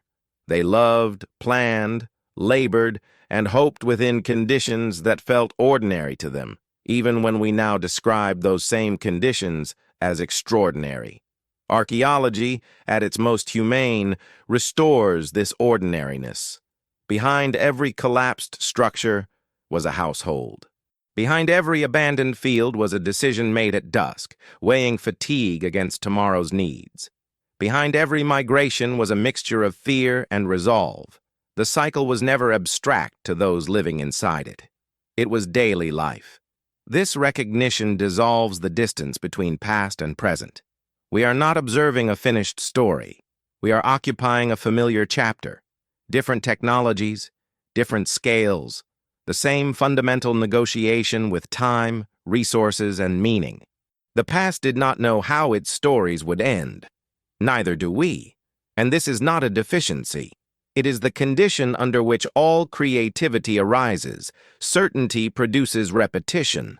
Uncertainty produces adaptation. In earlier ages, adaptation took the form of movement, simplification, and reorientation. In others, it took the form of consolidation and refinement. Neither path was permanent. Each prepared the ground for the next turn of the cycle. As awareness deepens, a subtle release occurs.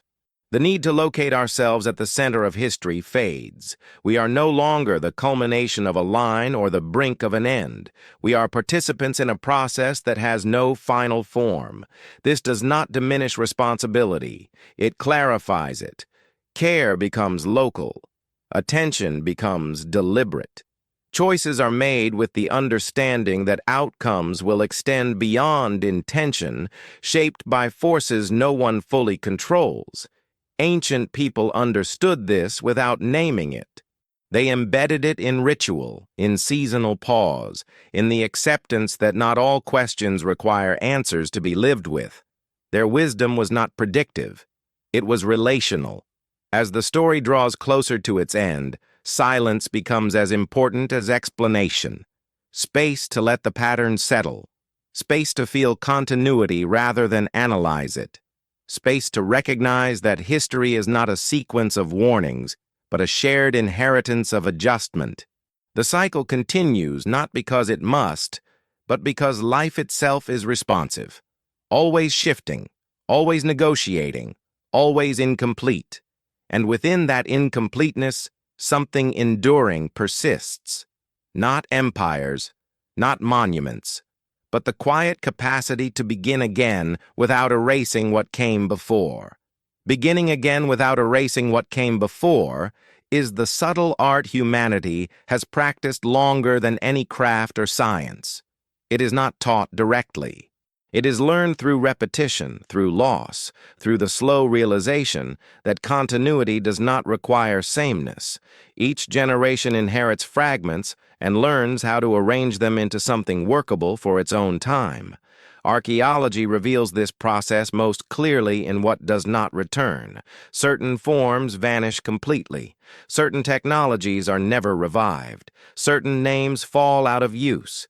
And yet, life resumes. Different tools replace old ones. Different stories explain familiar anxieties. The absence itself becomes informative, guiding future choices away from paths that prove too rigid or costly. This selective forgetting is as important as memory. Cultures that cling to every detail of the past risk paralysis. Cultures that forget everything risk repetition without learning.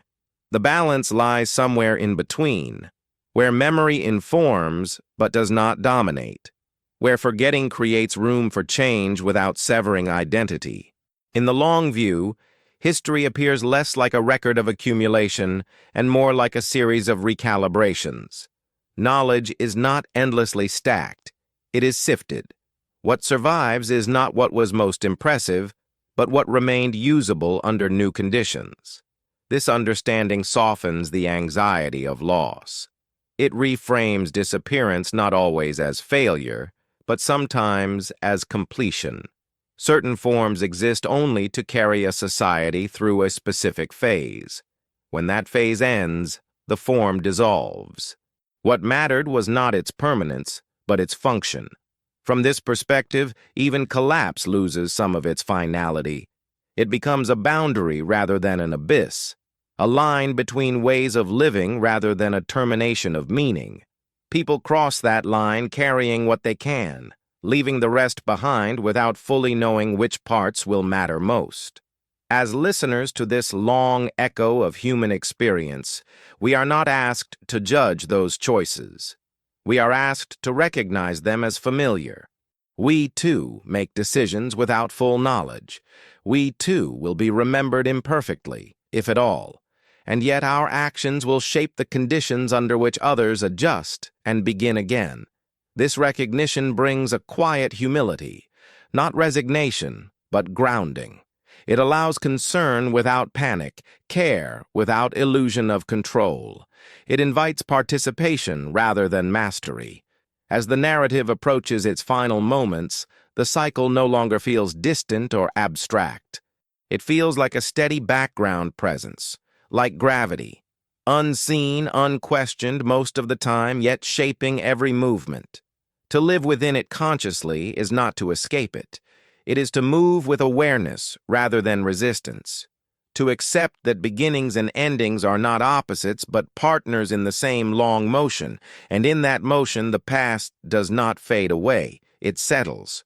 Not as instruction carved in stone, but as a quiet resonance, reminding us that humanity has always moved forward not by certainty, but by the courage to continue, even when the shape of what comes next remains unresolved. That courage to continue is rarely dramatic.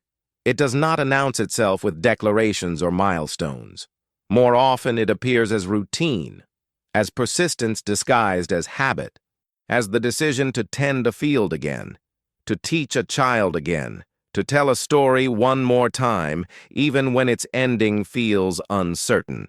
Archaeology, stripped of spectacle, is full of this quiet bravery. Across collapsed landscapes, what stands out is not only what fell, but what resumed. Hearths rebuilt in new locations, paths worn again across altered terrain, tools repaired instead of replaced. These gestures do not signal optimism in the abstract. They signal commitment to life as an ongoing practice rather than a guaranteed outcome. In this sense, the cycle is sustained not by grand resets, but by countless small continuities. The world does not begin again all at once.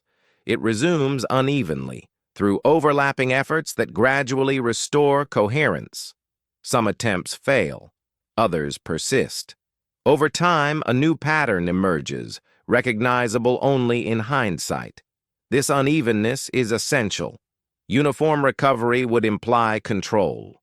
Real recovery implies negotiation, with land, with memory, with altered limits. People test what works, discard what does not, and adjust without certainty that their adjustments will endure. The past is filled with these experiments. Some led to flourishing, others to new vulnerabilities. None were final. Each was provisional, shaped by conditions that would eventually change again. Recognizing this provisionality releases the need for definitive conclusions. History does not resolve. It oscillates. Its meaning lies not in outcomes, but in responsiveness, in the ability to notice when alignment is slipping and to respond before rupture becomes inevitable. This responsiveness cannot be preserved as a formula. It must be renewed continually. Each generation faces its own blind spots, its own assumptions of stability, its own thresholds. Awareness fades and returns, never permanently secured. Archaeology, then, is not a warning system designed to prevent recurrence. It is a reminder that recurrence is not failure. It is structure. The task is not to break the cycle, but to live within it with as much sensitivity as possible. As this long narrative nears its end, what remains is not instruction or prophecy. It is a mood, a settled attentiveness, an acceptance that uncertainty is not a flaw in the human story, but its defining condition. The past does not demand reverence, it invites recognition. Acknowledgement that countless lives were lived fully without knowing what would follow, just as ours are now. In that recognition, a quiet solidarity emerges. Across time, across collapse and renewal, across forgotten names and remembered gestures. Humanity continues not because it has solved the cycle, but because it has learned again and again how to move forward without needing to. Moving forward without needing to know the destination is the final inheritance the past leaves us. Not certainty, not mastery, but the ability to remain present within motion, to act without guarantees, to care without assurance of permanence.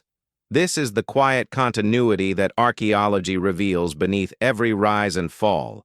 When we step back far enough, the cycle no longer feels threatening. It feels neutral, like weather across centuries, sometimes harsh, sometimes generous, always changing. Human life unfolds within it not as a conquest, but as a conversation, one shaped by listening as much as by action. The ancients did not live with a sense of ending. They lived with a sense of continuation. Even when worlds collapsed, life narrowed rather than vanished. Attention shifted, scale reduced, meaning condensed. And then, slowly, it expanded again in new forms that carried faint echoes of what had been. This is why the past never truly disappears. It diffuses. It becomes sediment rather than structure. It informs instinct rather than instruction. Its influence is felt in choices made without conscious reference, in boundaries respected without remembered reason, in resilience that feels inherited rather than learned. As this long journey settles into stillness, the present moment feels less isolated. It rests within a deep continuity of adjustment and response. The anxieties we carry are not unique. The hopes we hold are not unprecedented. The uncertainty we navigate has always been the space where humanity learned how to live. There is no final revelation waiting beyond the cycle, no ultimate resolution that dissolves impermanence. What exists instead is participation, the ongoing act of aligning with conditions as they are, while remaining open to how they may change. This openness is not passive. It is attentive. It is the willingness to notice subtle shifts, to release rigid expectations, to preserve what is essential and let the rest return to the ground from which it came. In this sense, the past offers neither comfort nor warning alone. It offers companionship. a reminder that countless others stood where we stand now, facing futures they could not see, carrying forward what they could, leaving behind what they could not. And so the story closes where it began, not with answers, but with awareness, not with certainty, but with calm recognition. History does not end. It settles, rises, and settles again. And within that motion, humanity continues, quietly, attentively, beginning again without needing to know where the path ultimately leads.